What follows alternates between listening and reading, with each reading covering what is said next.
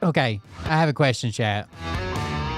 If anybody's here yet, if you're going to be a surgeon and then you don't finish your residency, you're still a surgeon?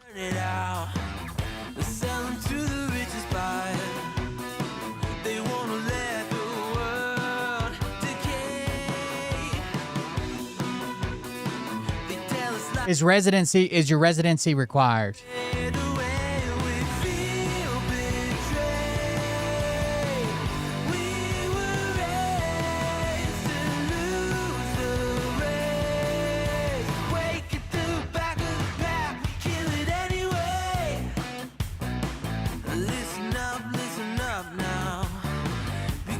Because, so Google says individuals may pursue other careers in clinical consulting, working as clinical pharmacists or administrative roles. They can also specialize in less specialized tasks, such as wound care, which offers on-the-job training and roles to those who haven't completed a traditional residency. So it seems like not finishing a residency means that you're not that thing. Like, that's a requirement. I don't know. I'm clearly not a doctor. I'm no rocket surgeon over here.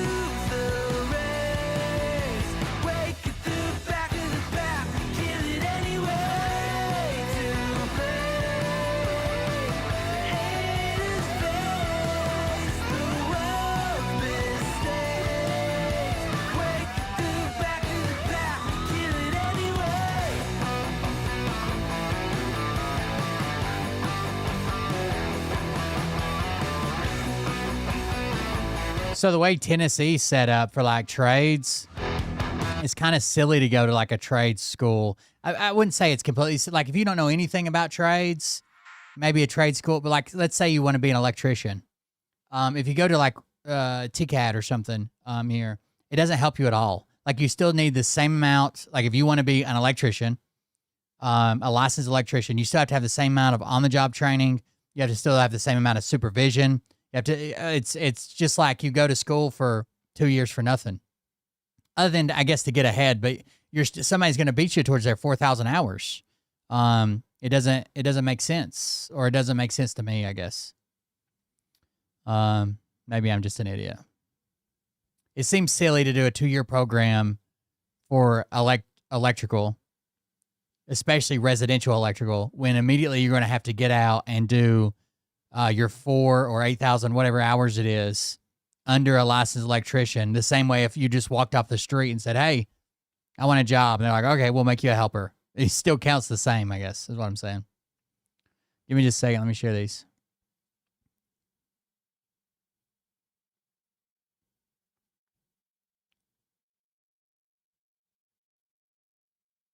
Yes, there are some trades that you can get a skip ahead, because there's not a hard fast how many hours.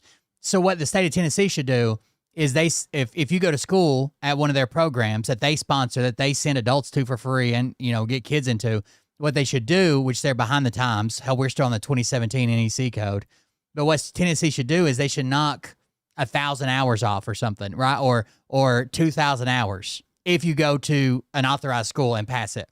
So when you come in, if you wanted to go to school instead, that's fine. Go to school. But when you come in, the guy that's been there for 2 years isn't ahead of you, even though you went to school, like closer than you, I guess, to getting his license. Whatever. Roll the intro. Hey Daddies, it's me, the Linda Binda from TikTok. I wanted to make this video because I wanted to thank you for watching Cold Beer Confessionals with Will Bird. I think that's just incredible. I've watched a few episodes and I'm just like very intrigued. But you know what I'm most intrigued in is Big Daddy's meat stick. I heard that it's very thick, like a good old German sausage. Millwright is one. I'm a millwright. I'll tell you about it in a second. Linda and her coochie loves that. Oh, never mind. Let's not go there. Anyways, I hope you have a good show and enjoy it as you can. There's a lot of weird things that go on, especially when it comes from the realm of Linda Bindaland. So, enjoy the show. Thanks for watching. Peace out. Welcome, everybody. I am Will Bird, and this is a Cold Beer Confessional. Thank you for joining us. Thank you for being here. Yeah, millwright is one. So, like, as a millwright, there is no, like, licensing, like, through the state or whatever. Millwrights do, like, machinery and alignments and machinery maintenance, but mostly setting up new machines. And the machines have to be set up with their multiple parts, right, that bolt together. And they have to be set up sometimes within thousandths of an inch because this machine, let's say it's at a power plant, is going to turn 24 hours a day, 7 days a week for the next 50 fucking years, and we don't want the bearings to go out. So everything, it's all about, the biggest thing is alignment, layout, alignment, blueprints.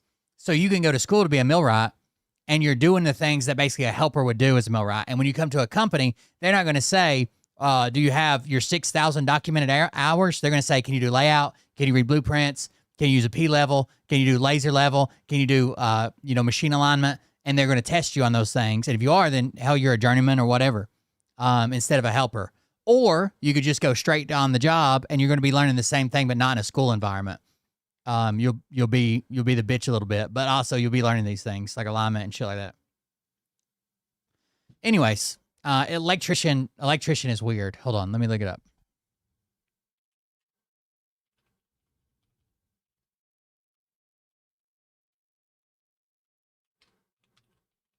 The state of Tennessee, if they want more people to go to school, which I don't think school is a bad thing. I think it's a good thing. But if they want people to go to school, you have to have 8,000 hours of apprenticeship under a licensed electrician. And if the school, it doesn't seem like the school counts towards that 8,000 hours. So someone could go in and just get hired as a helper, Maybe it does. Maybe that's what I'm missing. Maybe the school training counts as part of your training hours. I'm not sure. I was always under the impression it didn't, but maybe that's what I'm missing. But let's say it doesn't in this case.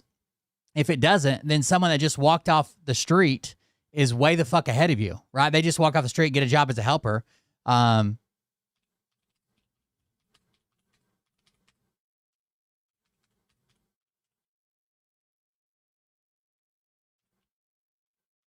They're way ahead of you, even though you're probably more knowledgeable about it, right? 8,000 hours probably takes, what, 4 years, 5 years, something like that. And there's a 2-year program at TCAP. I looked into this the other day because I was talking to an electrician. And he actually recommended not going to school to do that to like young people. And this is the reasoning why he gave me, which makes sense. Like you'd be better off just getting a job as an apprentice or a helper and doing everything there than you are going to school. But if Tennessee wanted to influence people to go to school, because those people are probably better trained when they go to school and learn all this thing in a school, what they should do is say, okay, well, if you go to one of these approved programs and you graduate, then we'll take 2,000 hours off the 8,000 hours, right? So now you're at you only need 6,000 hours on the job. But I don't see anything about that. I feel like we're way behind on that. I don't know. Weird. I know. All right, guys. Welcome. Thank you all for joining us. Thank you for being here. I'm Will Burtis, Cold Breaker Professional. If you want to support the show, do the link, the Just Quick Tools link. The mods have it. The bot drops it. Everything's going on. Where do we want to start? Nick Shirley had a big video come out about the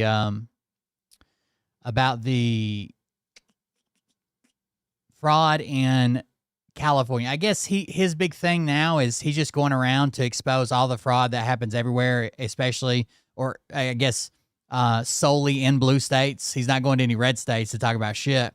It's only blue states, only states that he disagrees with, and it's very, very, very fucking biased. Actually, I wanted to keep that video up.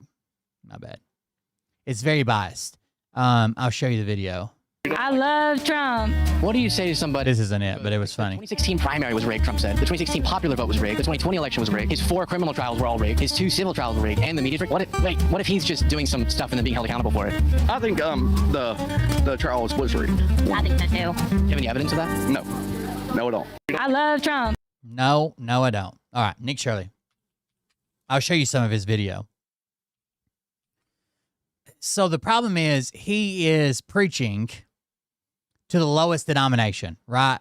The people that watch his videos and just accept it are fucking dumb. I don't know what else to tell you. They're dumb. Like, they're not going to look deeper into it. They're not going to investigate any of his claims. They're just going to accept it and repeat it, okay? So he makes a 23-minute video. I think it's this one. We're just looking for these individuals as they're registered to vote here. John Thomas and Philip Thomas. And he's getting so much attention from this. I will say this. The people that were registered at a storage unit, that's probably illegal, even if they're living in that storage unit. Every other claim, I think it was like 5 people, and he gave out their names, which is illegal as fuck as well. But those people are probably illegal. But we're talking about 5. All he could find was 5 people in all of fucking California. Whatever. Is Gloria here by chance? Because she's 100 years old and she voted last election from here. Can you see my? I said I want. I just want to make sure you're not 126 years old. No, I'm not. And you think it's... We know why people appear on the voter rolls at 125, 126 years old or whatever, right? It's because they didn't put in a birthday, and automatically it goes to like 1900 or 1850 or 1875. It's possible like illegal migrants could be voting. Do you know where the ballots might have gone? Like for 100? Oh, he's got so much attention. Everybody's going to see this, but no one's going to see, like, I've got a video of some UCLA students who are, like, this is all they do is politics and political research, and they're political majors. And they debunk the whole video. But how many people are going to see the debunking video versus how many people are going to see Nick Shirley's fucking video after it gets shared by Elon Musk and fucking JD Vance and Matt Walsh and Tim Pool and 108 people, that were registered. register here? When it comes to fraud, most people think about money. However, there's another potential massive fraud story taking place in America, one tied to the most consequential system in our country. And the administration is using shit like this, these anecdotes and YouTubers and influencers to try to push actual legislation. And none of it's true. Which is our voting system. This has to do with everything about who runs the country and how elections are actually controlled. And if we don't have voter integrity, what even are we? And there's one state that is the breeding ground for potential voting fraud, and that is California, where it can take up to 1 month to count. Now, he says it's the breeding ground for potential fraud, but literally none of his claims are factual. Not a single one. All the votes, no voter ID, and millions of ballots are cast by mail. And with voter rolls that are extremely vulnerable to errors, such as over 200 people who are over the age of 125 years old registered to vote in certain areas. And now to see how easy it is to vote, I headed to the location to register to vote inside the state of California. Now this is the register of voters right here. So everybody he sees, or all these people that are over age or whatever, are 126 years old. Why is that important? Because if it defaulted to 1900 in 2026, they'd be 126 years old. But he shows up at one lady's house and it's like, is 126-year-old so-and-so here? And the husband's like, well, she's here, but she's only 81. And they're like, oh, it says she's 126. Well, yeah, but it doesn't matter, right? She's there. She's legal. She's registered to vote. She votes in the election. Our address was right. Everything was right. But how her age? And I want to ask him, why don't you need voter ID to vote here inside California? I was curious, how come in California you don't need voter ID to vote? Because when you sign your affidavit, you're swearing that you know that's the truth, and we compare the signature that you put on your application. Average 65%. Do you think it leaves any room for error with voter ID? So signature verification is another way that ballots get thrown out. Or... Yeah, I'm just like curious because I want to make sure that like our elections are as fair and honest as possible. And I feel like voter ID is just something super simple to have. And do you think it's possible like illegal migrants could be voting? Not really. How? I mean, what's on your ID? Yeah, if they don't have their ID and they can just sign on behalf of Richard Sherman, then they could technically vote, right? What if like Richard Sherman and Billy Bob Joe just don't care? ID, you sign your signature and then it's scanned to verify. Even the Heritage Foundation can't find all this voter fraud that doesn't exist. So technically speaking, anyone could show up saying they're someone, and if the signature is similar, that vote will then count. And with millions of people voting, it leaves room for fraud to occur. Just take these two examples. A Southern California woman is facing 5 felonies after registering her dog to vote in 2 elections. The dog's vote was even counted in one of those elections. Those behind the stunt say she did it. This did get accidentally counted in one of the local elections, but it got thrown out. She was prosecuted. Everything happened, right? Everything, the way we want the system to work, worked here, right? It didn't count in the federal election, right? And it was thrown out, and she was prosecuted for this. To show the flaws of the current system. She somehow voted in 2014, 26 years, 2010, and 2008. The only problem is she's buried here at Forest Lawn. Abutin died in 2006. Is it possible your mother voted in 2014? There's no way. Abutin's daughter Maravik says it's certainly impossible that her mother voted, but the LA County Registrar confirms they have signed vote-by-mail envelopes with her mother's name for the 2014 and 2012 election, even though she died 10 years ago. So it's not some crazy conspiracy theory to think that people are illegally voting inside the state. Now is the voter fraud here in California. Well, we actually don't know because law enforcement isn't fraud and inconsistencies. I want you to catch something right here with this guy. Then we'll move on to the debunking video. Now let's go meet up with a man by the name of Urson who has dedicated years of his life digging through voter rolls, finding fraud and inconsistencies throughout the state. So how bad is the voter fraud here in California? Well, we actually don't know because law enforcement isn't really investigating it, and we don't have people qualified to actually figure that out. And what kind of fraud is taking place? Well, we have voter rolls of about 22 to 23 million people in California, and we have just in Orange County per se, there's 60 to 70,000 changes a month that happens. So the amount of time and effort to go and follow up with every one of those, we just don't have the resources to do that. And so what information have you been collecting about the voting fraud here in California? We have people that are still in our rolls from 2008 that are still getting ballots mailed to them that haven't voted in 18, 16 years. And so they haven't voted. What's the problem with them receiving those ballots? Well, sometimes there's votes that happen later on with someone that hasn't lived here for 12 years. And we found several occurrences of that. When we turn that in, those are treated. Yeah, God forbid someone don't vote in an election that you think they should vote in so they don't get a vote in the next one. As independent incidences that don't affect the outcome of the election, so they're highly disregarded from our concerns as voters. And what information do we have right here? Well, we've got several different pieces that we're looking at today. One thing that's just a simple anomaly for people to understand is there's people that show to be 125 years old in our voter rolls. And that's a simple data flaw, but the issue... So your own expert is like, oh, well, people show up to be like 126 years old. That's just a data entry abnormality. That's a data flaw. Yeah. We know. One thing that's just a simple anomaly for people to understand is there's people that show to be 125 years old in our voter rolls.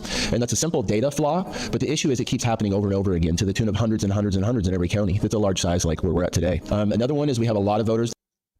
Like what the fuck is that? If they're real, they're at their address, they sign, they're voting. Who gives a fuck? This is the same thing that Elon Musk tried to pull with Social Security, saying this, oh, some people were listed as 200 years old.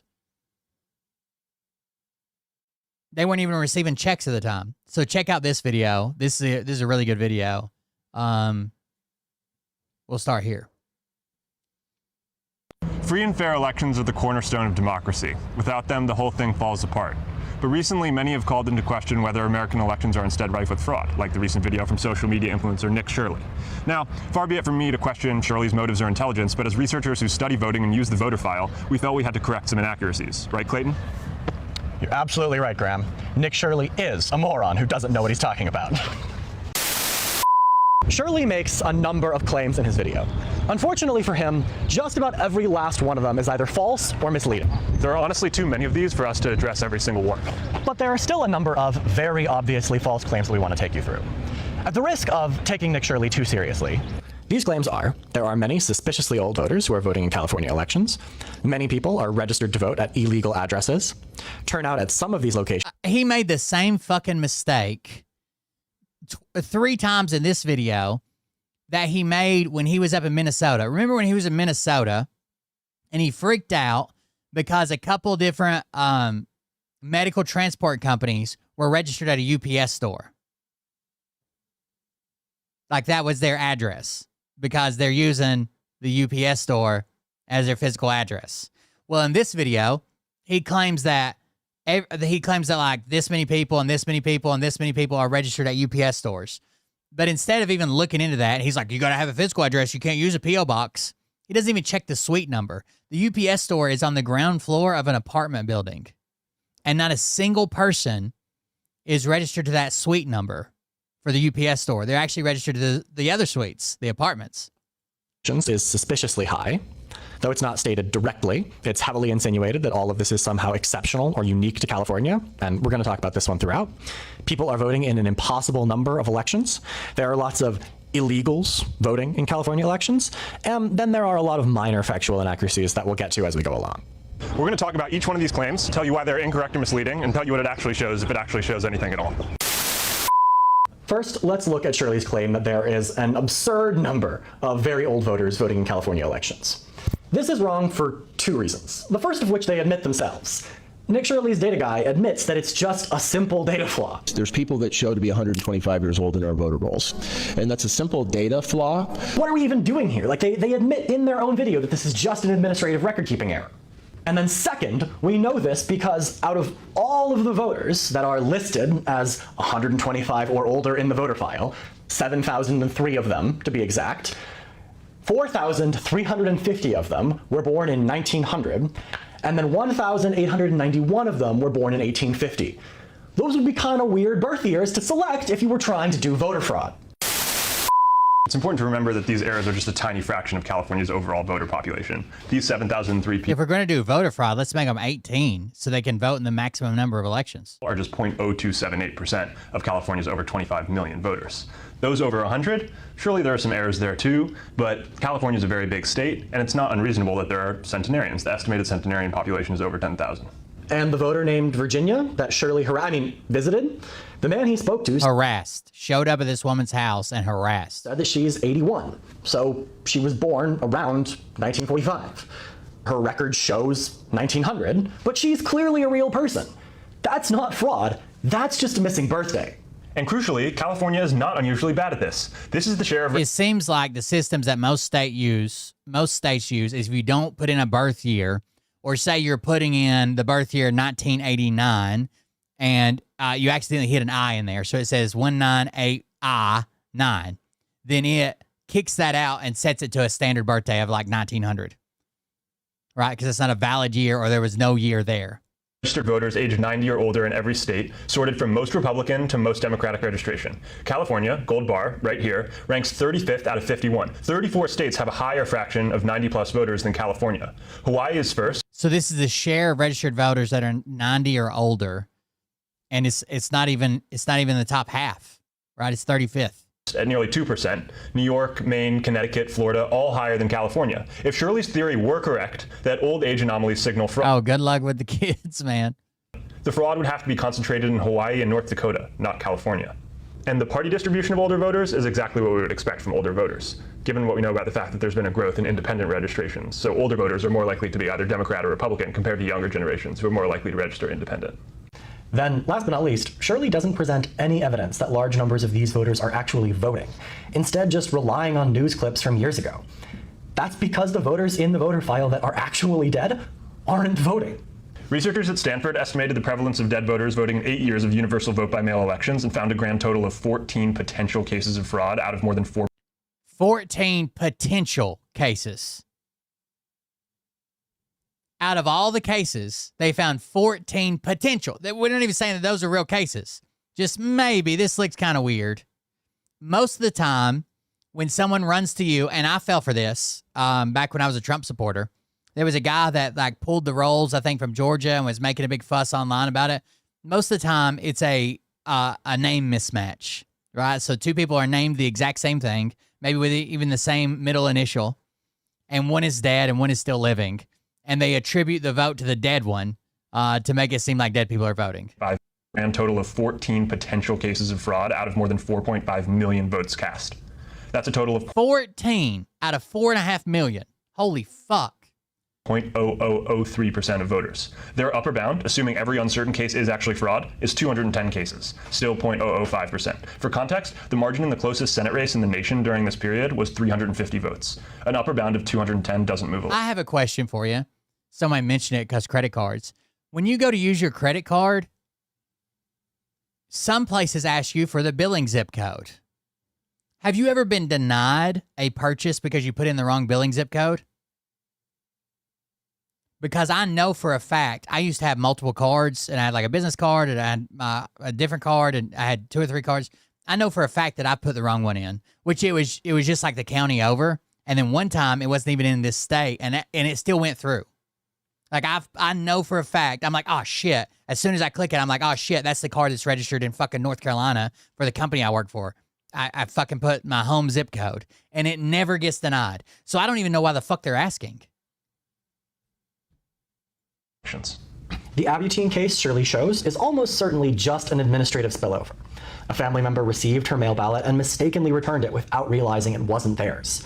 This kind of thing happens. It's a small administrative error. California has signature verification on every mail ballot, which is specifically designed to catch this. It's not evidence of... Yeah, could you imagine putting like data entry, especially, I understand now we got programs and this, that, and AI and all kinds of shit, but could you imagine how outdated, fucking in the 80s when they were trying to get everybody voted, or in the 70s when they first started going digital and it wasn't paper rolls anymore, how many fucking mistakes were made? Organized fraud. Shirley's second claim is that they may use that if it's a disputed charge, maybe. Like if you claim that wasn't me and someone guessed your zip code wrong, it could be more proof, I guess. Of voters who are registering at P.O. boxes. He found, apparently, 30 voters at one UPS location and called it fraud. First, a clarification on the law.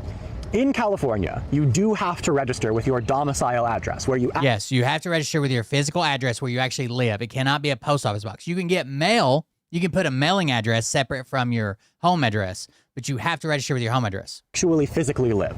So, if people were registering at post office boxes, that would be illegal under state law. But that's not what's happening here. I took the time to look at every single voter in San Diego County where Shirley... These guys seem like nerds, but they put together a really good video. He filmed his video that had a mailing address at a P.O. box. And near as I can tell, out of more than 10,000 of them, not a single one was actually registered with that P.O. box as their domicile address. It was only ever their mailing address. As for the voters supposedly... So he got almost every one of those wrong. That's their mailing address, not their home address. And he went to their mailing address just because there's a P.O. box and said they're registered here. Registered at the UPS store? They're not registered there either. I went and... Look right here. 4142 Adams Avenue, Suite 103, San Diego, California.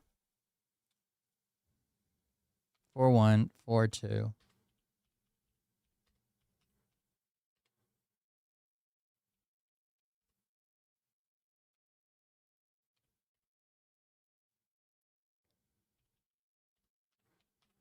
We're going to pull up Street View. Hold on.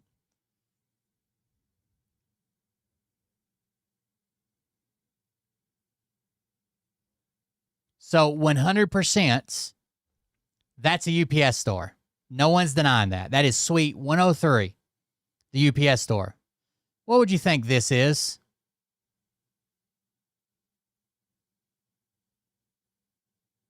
Is that the UPS store break room?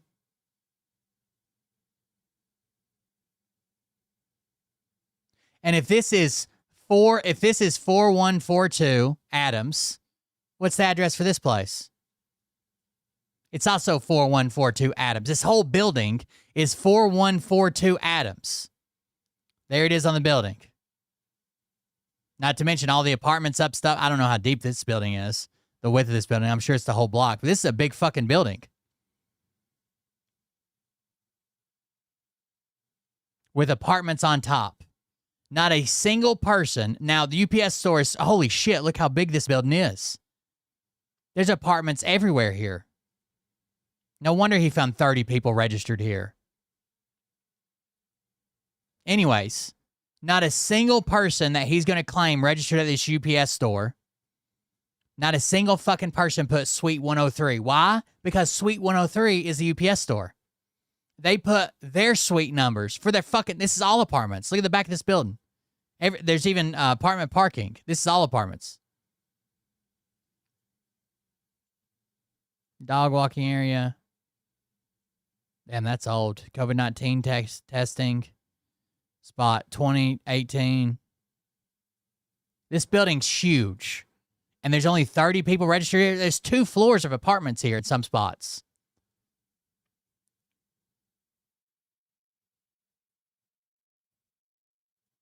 But Nick Shirley tells everybody, oh, no. There was 30 people registered at this UPS store. He even goes in the UPS store and he's like, could you tell me where the 30 people are that are registered to vote from the UPS store? Do they all live here? Ha, ha, ha, ha, ha. I thought the building stopped there, but it doesn't. That's actually part of the building as well. It keeps going. Well, we just went around the back. You saw it. He's like, haha, can I show me where everybody's registered here at the UPS store? That's illegal, right? It's illegal. What a fucking piece of shit, dude. That's the problem. Looked at all of the UPS locations in San Diego until I found the UPS store that Shirley investigated. And the building that has the UPS store is a mixed-use building called Kensington Commons. And the UPS store is in Suite 103. None of the voters that Nick claims are registered in the store have Suite... Drop my mouse, so bear back. ...apartment number in the voter file. Nick and his buddy were just either too lazy to match the suite number, too out of their depth to realize they needed to, or they're deliberately lying to you. And the same thing is true of the Joan B. Kroc Institute of Peace at the University of San Diego. It has a specific suite number on that address, and none of the students who are registered to vote at that address have that suite number as their registration in the voter file. I hope you're picking up on the theme here, but the exact same thing is true of the last post office that Shirley visits. There are a bunch... Look how big this motherfucking complex is. This all has the same address. Right there, it's listed as apartments. This all has the same street address. All of this. And he thinks that everybody's registered right here at the post office. When in fact, there's fucking apartments all around this. This is a fucking huge-ass complex. And the second story, all fucking apartments. This portion right here is first and second story apartments. Or condos, or whatever the fuck you want to call them. Of apartments in the same building, and none of the voters registered there actually are registered in the post office suite. He made the same exact mistake 3 times in a row. And the 5 people who are... 3 times. He refused to share this. I think, he seems dumb. He seems young and inexperienced. He seems like very sheltered from his mother. I don't think he's this dumb. I don't think he's dumb enough to see a street number and a suite number, and they're not the same. Like the suite number is not the same as a registered voter, and claiming it's from the UP. I don't think anybody's that dumb. Registered at the self-storage facility. They are registered there, and they shouldn't be. But 3 are registered Republican, and 2 are registered no party preference. So it's not exactly democratic fraud. Again, yes, if they're registered at the self-storage place, that's probably bad. That's not a domicile. Even if they're like homeless and living in self-storage, I don't think they should be registered there. But it's 5 people he found. And as for those 5 voters, it was almost certainly illegal for Shirley to reveal their identities like that. And you know that he knows this because he blurs and mutes the names of voters later in the video, but just forgot to do it for the self-storage folks. and then he posted it for hundreds of millions of people to see on Twitter. Moreover, this is also not a... It frustrates me that that's the type of shit that goes viral, right? That's the type of shit that gets views. Like outright lying to you. And it'll have more views than I'll ever have. California-specific Democratic fraud proving problem. Here's the share of registered voters with a P.O. Box mailing address in every state. California ranks 30th, below average. California's rate is 3.5%. And here's where it gets interesting. This scatter plot shows P.O. Box rates against Democratic registration share for every state. The states with the most P.O. Box registrations are Alaska, 31%, Wyoming, 23%, Montana, 20%, New Mexico, 18%. These are rural states. In rural America, home mail delivery often doesn't exist. People just use P.O. boxes instead. That's why the correlation actually runs negative. Republican-leaning states have more P.O. box registrations, not Democratic ones. Republican-leaning states typically have more P.O. box registrations. If P.O. box registrations were a Democratic fraud operation, you'd expect the opposite pattern, and you don't get it. Now, is address verification on voter rolls a serious issue? That's a cool-ass fountain, by the way. Yes, absolutely. And election administrators are working on it. But 30 people registered at a UPS store who aren't even actually registered there out of 25 million voters? Even the federal government went to investigate Nick Shirley's fraud claims in Minnesota and couldn't prove them. Even when they went there, they're like, oh, no, well, fraud is a problem here, but it doesn't seem like these people are actually committing fraud. They went to every place that Nick went and couldn't prove that fraud was going on there. It's not a massive fraud story. That's a small data issue that exists everywhere. Well, but what about the insanely high rates of turnout at some of these locations? Surely that's suspicious. I just think that people don't understand. California puts a lot of shit to referendums. So a lot of people show up to vote, and a lot of people vote in a lot of elections. Right? Well, not really.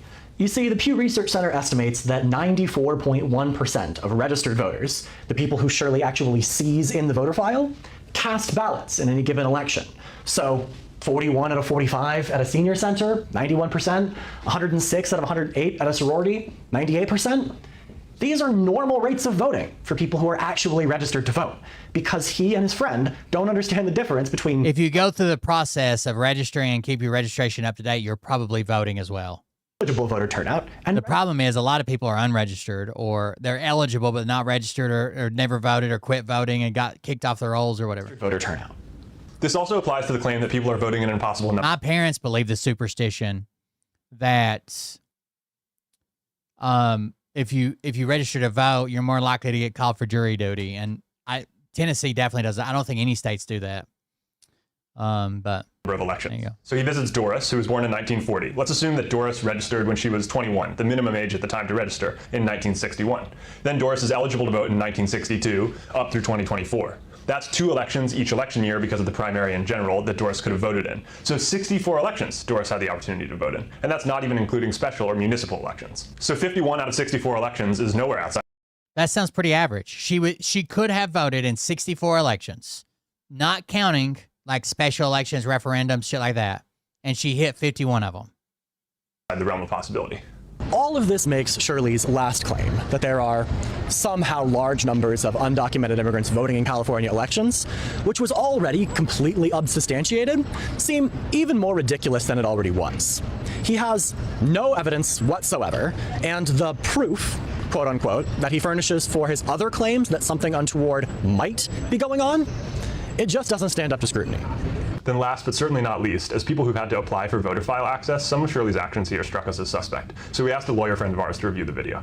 I said these guys are nerds earlier, not to like put them down. It seems like they're fucking political nerds, like research nerds. I am too. And she said that Shirley probably violated the law in at least 4 ways while making this video. His contact said explicitly that they get their information directly from the Secretary of State. That means they had to fill out this form with these listed prohibitions. Using the data for, this is what you cannot do with the data that Nick Shirley got.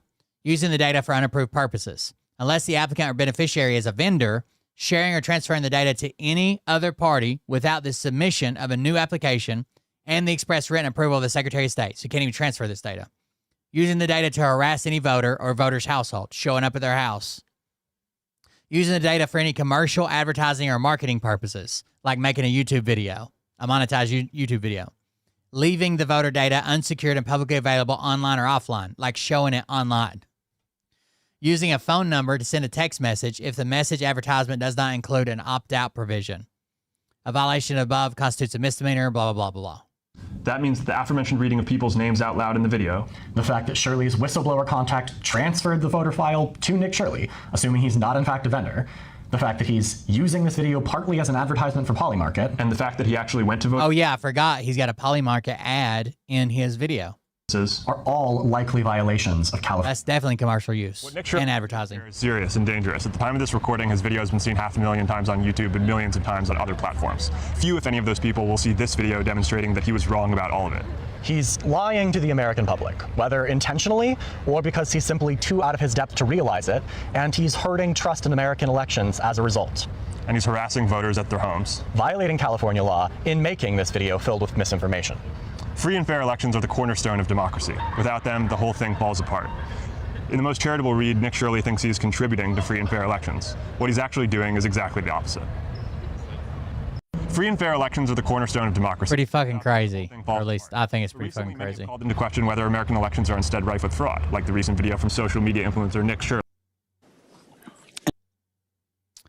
Share this video. It's from an account called Diva Sunglasses.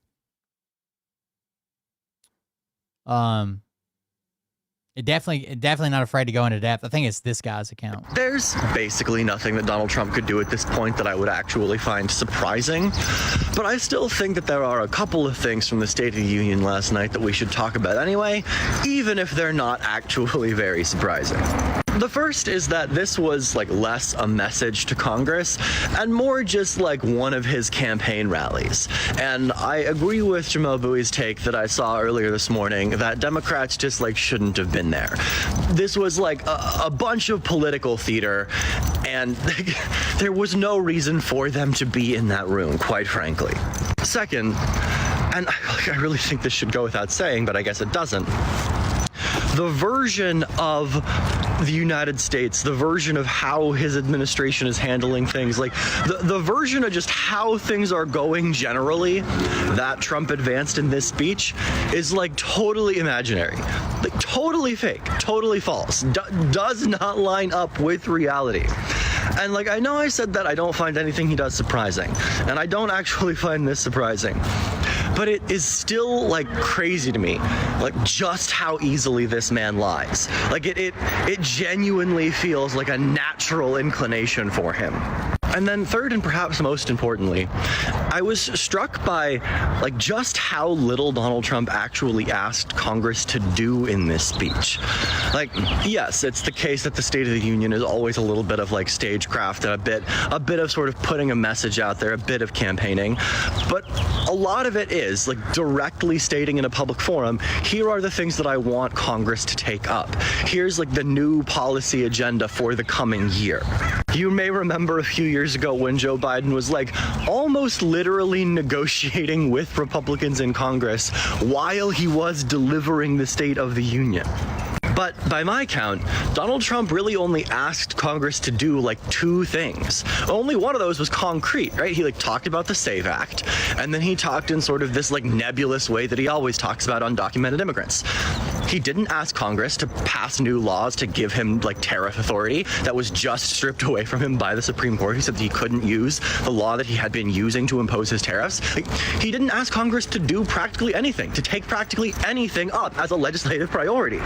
And I think that it really serves to highlight how Donald Trump just doesn't think of himself as actually beholden to the laws of the country, doesn't think that he has to rely on congressional action, doesn't think that like legislation, statutes, laws are important at all, that he just thinks he should be able to do. Well, he's outright said that shit, right? Like, no, I don't need them. I got it.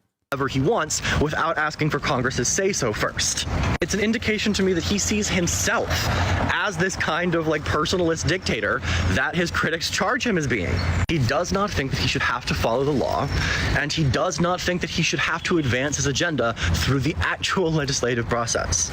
There's basically nothing. Fucking insane. What about this bitch? We're spending $3.8 trillion a year on healthcare costs in the US.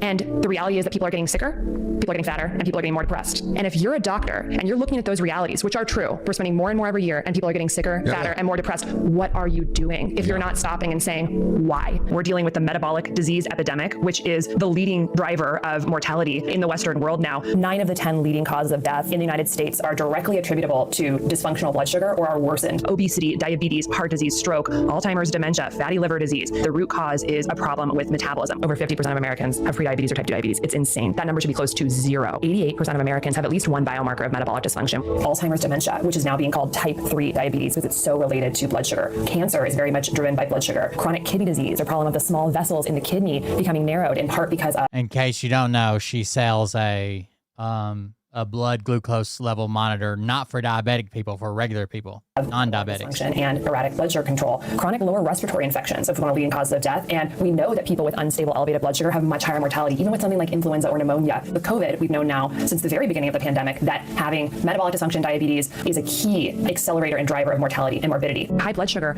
on its own can cause immune cell dysfunction. Basically, for an immune cell to work and to do its job, it has to get to the site of infection in the body. It literally has to move through the bloodstream, out of the bloodstream, into the tissue, and fight the infection and the cells that are infected. High blood sugar can directly impair the cell's ability to both move and phagocytose. We're literally stunting the ability of our immune cells to do their job just by having elevated blood sugar.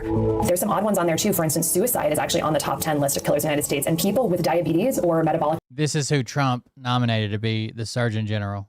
Dysfunction actually have higher risk of suicide. Even other subtle things that aren't necessarily killers, but are their pain points, like erectile dysfunction, infertility, gout, depression, anxiety, etc. When there's more fear and anxiety, it's going to drive that high cortisol and catecholamine state that leads us to be more metabolically dysfunctional. If you ask the average person with depression and anxiety, are you tracking your blood sugar? Do you know where you stand on the metabolic health spectrum? I think the majority are going to say no, even though there's a strong both epidemiologic and mechanistic linking the two. If you're just going along the normal American cultural treadmill of what's normal to eat, you're on a glucose roller coaster. We're eating about somewhere between like 60 and 152 pounds of added sugar per year in our diet. Probably 100, 200 years ago, we were eating less than maybe a pound per year. It just wasn't accessible. But now our government literally subsidizes the production of high fructose corn syrup and sugar. We are eating so much of it. It's cheap, it's accessible, it's everywhere, it's in all our packaged food. Such a weird pitch. Like she's a health influencer for alternative medicine. I don't know. We'll skip around because this is long, but this is her confirmation hearing today. It's bad. Heads up, it's bad. And for the diocese. God damn, he had a stroke or something. What was that? And for the diocese on both sides, well, we'll take a break at 11 to allow Dr. Means to... Sort of. Yeah, she won't come straight out and say she's an anti-vaxxer, but she also wouldn't admit that fucking goddamn the flu shot helps kids. Like, so just a 15-minute break at 11. Just for that. You'll be the nation's doctor. We've got some serious health problems in our country. High rates of mental health and substance use disorders, widespread chronic disease. It was an infomercial. It was an infomercial posed as if it's just like a podcast, but it's to sell her thing called Level. Level is a blood glucose monitoring system plus labs that for like $125 a month, they tell you your blood glucose level and run a bunch of labs and metabolic markers and shit on you and send it to you in a report. Emergence of deadly outbreaks, which are preventable by safe, effective vaccines, but unfortunately, there's been a lot of promotion of vaccine skepticism. At the same time, many Americans have lost faith in public health leaders since the COVID-19 pandemic. And families can be confused by the whiplash of conflicting medical guidance. President Trump is committed to rebuilding trust in our health institutions and restoring radical transparency, and that should be how we protect children's health. If confirmed, Dr. Means, you'll have an important platform as the nation's doctor. Americans will look to you for clear medical guidance and direction to protect and promote families' health. Your writings express concern regarding chronic disease, and you speak to mothers and their families. The Surgeon General needs to be an effective and truthful communicator, a calming voice of reason. It's a joke to put her Surgeon General. A steady hand of experience at a time when so many, for whatever reason, sow distrust and confusion. The Surgeon General must be someone who can execute on President Trump's commitment to restoring confidence in public health and to assure the American people that our institutions are making science-based decisions rooted in data that puts families' health first. This is especially important as basically she was sort of the mastermind. So she's always been friends with RFK, but she was sort of the mastermind between RFK dropping out and supporting Trump, right? Even though he claims he was a Democrat, supporting Trump, and put them two together and in touch. And because they credit her with helping with the election in that way, this is her payback. Undergo substantial personnel and policy changes. Dr. Means, it should be your mission and the mission of every HHS official to restore stability and assure Americans that protecting health is a top priority. I look forward to learning more about your public health priorities and views. With that, I recognize Senator Sanders. Thank you, Mr. Chairman, and thank you, Dr. Means, and congratulations on your baby. Thank you. Today, we are considering President Trump's nominee to be the next Surgeon General of the United States. The Surgeon General is considered the nation's doctor, a trusted leader who tells the American people the truth about science and medicine. Previous Surgeon Generals have warned the American people over the years about the dangers of smoking, drunk driving, loneliness, providing recommendations based on scientific evidence, not ideology. Dr. Means, you have made it clear to us that you believe it's time to, quote-unquote, make America healthy again. That is a great slogan that I expect that everybody up here agrees with. In America today, we have a very unhealthy society, and there are a lot of reasons for that. The chairman mentioned some of them. But perhaps the most important reason is that we have a healthcare system that is broken, that is dysfunctional, and in fact is very cruel. In America today, we spend over $5 trillion a year on healthcare. Believe it or not, that is more than $15,000 for every man, woman, and child in our nation, twice as much per person of nearly any other major country. And yet, despite that huge expenditure, we remain the only major nation on earth that does not guarantee healthcare to all people as a human right. The result, over 85 million Americans are uninsured or underinsured. More than 500,000 Americans go bankrupt due to medically related debt, and 68,000 Americans die every year because they cannot afford to see a doctor. Right. She's one that speaks out about chemicals and this and the environment and the government, but then was completely silent when they rolled back all these EPA regulations. It's weird. Nobody in the world thinks that that is a rational healthcare system. You're living on another planet. In terms of life expectancy, we live 4 years shorter on average than people in other countries. As unacceptable as that is, if you are working class in this country, you can expect to die 7 years earlier on average than if you're in the top 1%. Further, as bad as our overall healthcare system is, our primary healthcare system is even worse. Today, tens of millions of people live in a community where they cannot find a doctor, a dentist, or a psychologist, even when they have decent insurance, while others wait months to get seen. Yes, Mr. Chairman, we must make America healthy again. Unfortunately, the problem is that since she's technically a doctor with an inactive license, I don't think she's a surgeon. I know if you just Google it, it says she's a surgeon, but she never finished her residency. coming into office, President Trump and Secretary Kennedy have done the exact opposite. As a result of massive cuts to Medicaid and the Affordable Care Act, 15 million people will be losing the health care they had.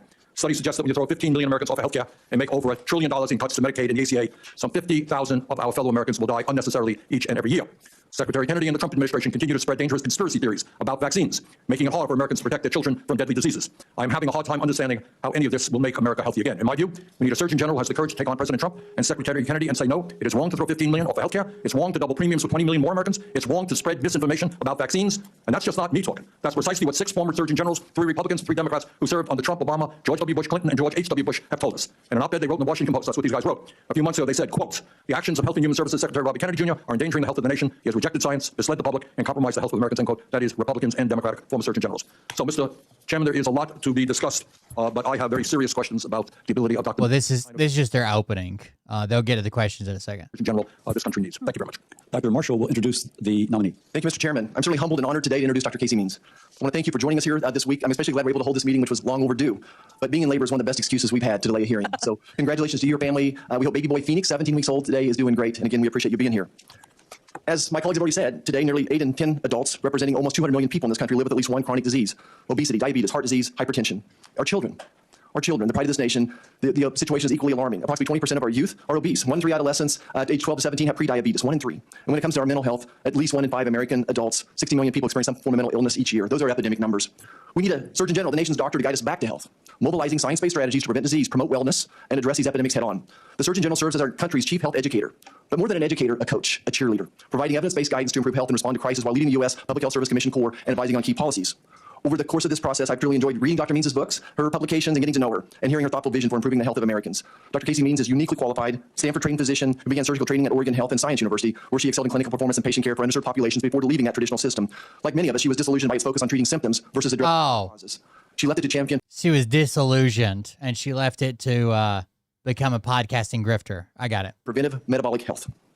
She co-founded Levels Health using innovative glucose monitoring to empower metabolic health insights and authored the best-selling book, Good Energy, which I'd recommend everybody on this committee to read to better understand exactly who she is. She offered science-based strategies to prevent chronic illnesses through lifestyle changes. Dr. Means brings a forward-thinking vision focused on prevention, innovation, and patient empowerment. She's a proven communicator. She's appeared on over 200 podcasts. She's a faculty course director at Stanford. She's been featured in articles in the Wall Street. What the fuck does appearing on podcasts have to do with the Surgeon General?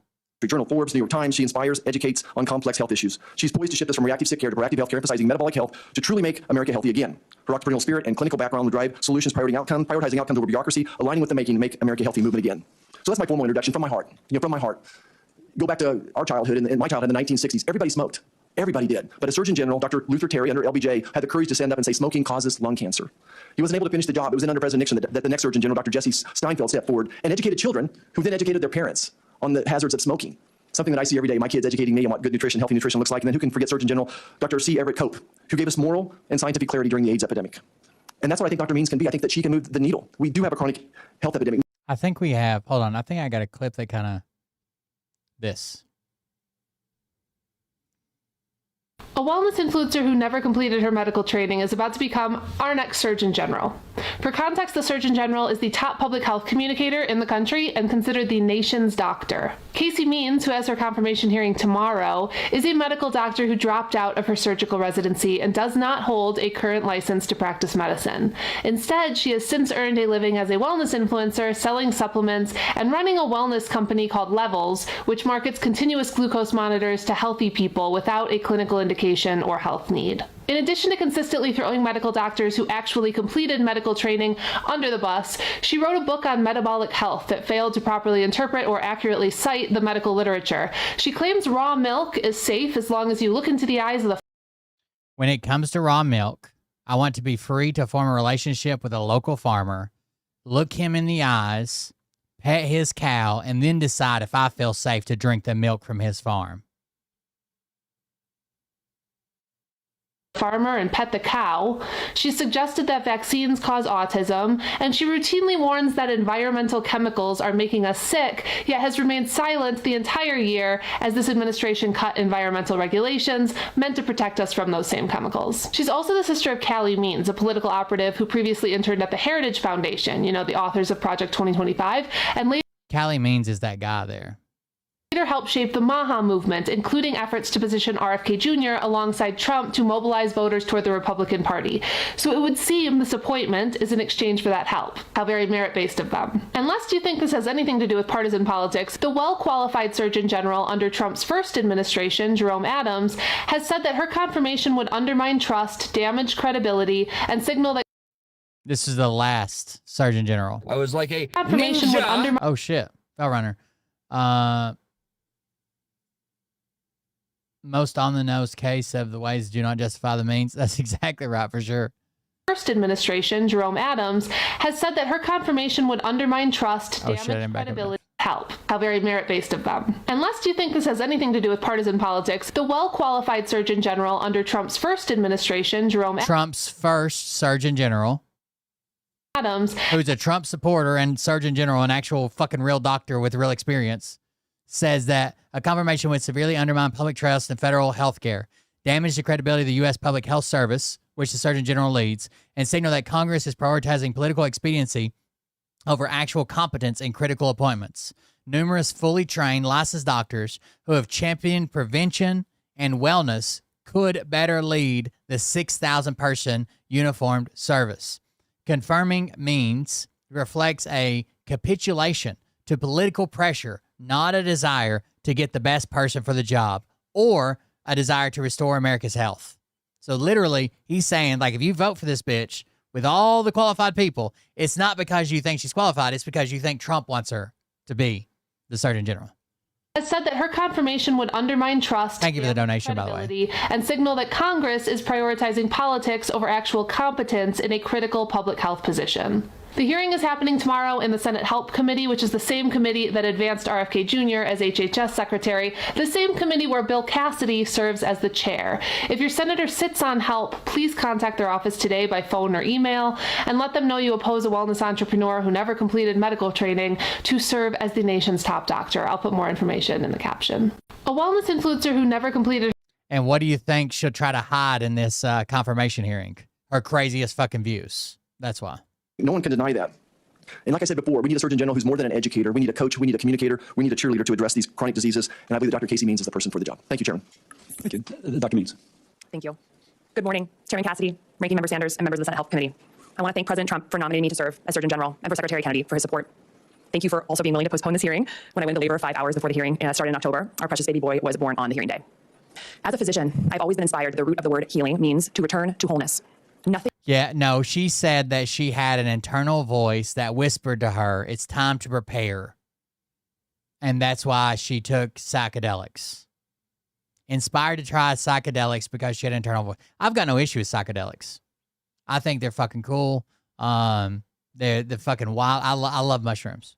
Nothing is more urgent than restoring wholeness for Americans, physically, mentally, and societally. We are now the most chronically ill, high-income nation in the world. We live shorter, sicker lives than peer high-income nations. Today's children are projected to live shorter, sicker lives than their parents. We spend trillions annually on reactive sick care. Nearly 150 million Americans are on federal healthcare programs, and we spend $50 billion per year on research. Before use, that is weird. Are widening. Our nation is angry, exhausted, and hurting from preventable diseases. Rates of high blood pressure, many cancers, autoimmune conditions, type 2 diabetes, mental health disorders, dementia, neurodevelopmental challenges, and youth suicide have all increased in the past 2 decades. This public health crisis is touching every American family. It is robbing our children of possibility, our workforce of productivity, and our nation of security. It strains our federal budget and dims hope for millions. We must confront this epidemic through a vision grounded in science, dignity, shared humanity, and respect for freedom, not politicization and division. Public health leaders must address the evidence-based, modifiable drivers of chronic diseases, which include ultra-processed foods, industrial chemical exposure, lack of physical activity, chronic stress and loneliness, and over-medicalization. I've been asked to help our nation get healthy. Dude, the way the administration's already, like, let's say for some reason I donated to Trump or was real good friends with somebody and they tried to appoint me. I swear to God, the way they've already appointed all these fucking assholes, I would have to be the guy that's been like, I'm not fucking qualified for that. Holy, what are you talking about? You want me to be what? No way. And answer the call of millions, especially mothers who are begging. Not these motherfuckers. They're like, hell yeah, I think I'm ready, coach. That is what I'm here to do. I believe that every American shares a core yearning to thrive and help their families thrive. But we are asking people to make healthy choices in environments that are squarely structured against them. Good policy and education can make health easier, more affordable, and more accessible. I know our current leaders at HHS and across the federal government are committed to the ambitious policies outlined in the MAHA strategy released last year that focuses on advancing research, aligning incentives, increasing public awareness, and fostering private sector collaboration to end the chronic disease epidemic.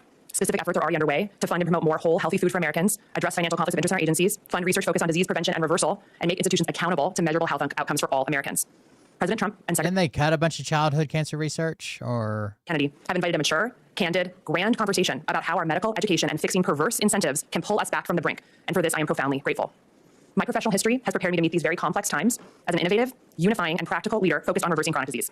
Over the past 15 years, I've treated thousands of patients in clinics and operating rooms. I have run my own medical practice and co-founded a health technology company that empowers. Yeah, like maybe if I was like one of the first picks where they're like, oh, we'll stick you in there, we'll help you, no one's going to leave you out to dry. Like if I was one, but I've already seen how Cash Patel and Dan Bongino and Pete Hegseth and Pam Bondi, how fucking woefully fucking unqualified and how much they get the fucking shitty end of the deal. I'd be like, no goddamn way.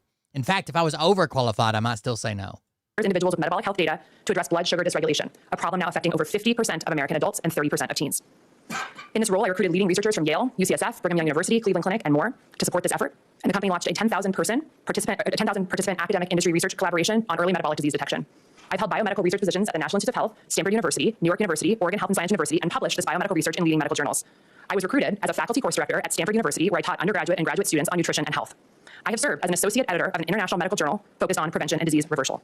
I have spoken internationally on chronic disease and wrote one of the most successful health books of the decade, outlining a vision for reversing this epidemic, where I was inducted to create a better world. I'm trying to get through our opening statement. I'll ask you some things that have been a concern to this committee. I have 7 things to ask in 5 minutes, so please be tight. There won't be trick questions. Do you believe that the abortion pill, mifepristone, is safe and should be prescribed without an in-person visit with a physician? Thank you so much, Senator Cassidy, for your question. Also, thank you so much for meeting with me virtually before the hearing and also to your staff for meeting. I think that every medication has risks and benefits. I think that all patients need to have a thorough conversation with their doctor and have true informed consent before taking any medication. Should there be an in-person visit required? This is the question of whether it should be an in-person visit is out of the purview of the Surgeon General's office, but I do believe that every patient needs to have a very thorough conversation with their doctor before taking any medication. Unfortunately, in our current healthcare system, because of how overburdened doctors are, this often doesn't happen, whether it's in person or online. Do you believe that birth control is safe, should be widely accessible, including perhaps without a prescription? I absolutely think that oral contraception should be widely accessible. Just as I said with mifepristone, I believe that especially when it comes to oral contraceptives, we need to have patients having a conversation with their doctor about risks and benefits. Like all medications, oral contraceptions do have significant risk, and we need to make sure that women are empowered with information and informed consent before getting on a medication that's often prescribed for several years without follow-up. Tragically, next question. We've had 2 children die from Wilford Brimley was fucking personally keeping diabetes down. Measles in West Texas. We now have an outbreak of like 1,000 children almost in South Carolina area. Your mom, we're on the verge of losing our measles elimination status. Would you encourage other mothers to have their children vaccinated against measles with the MMR vaccine?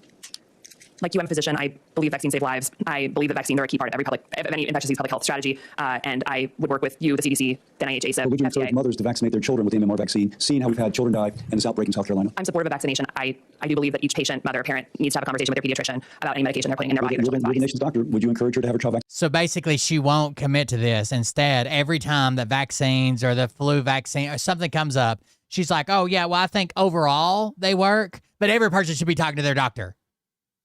I'm not an individual's doctor, and every individual needs to talk to their doctor before putting a medication in their body. I absolutely am supportive of the measles vaccine, and I do believe vaccines save lives and are an important part of the public health strategy. We've had a tough flu season this year. Would you, as past Surgeon Generals have, encourage Americans to get vaccinated with the flu vaccine?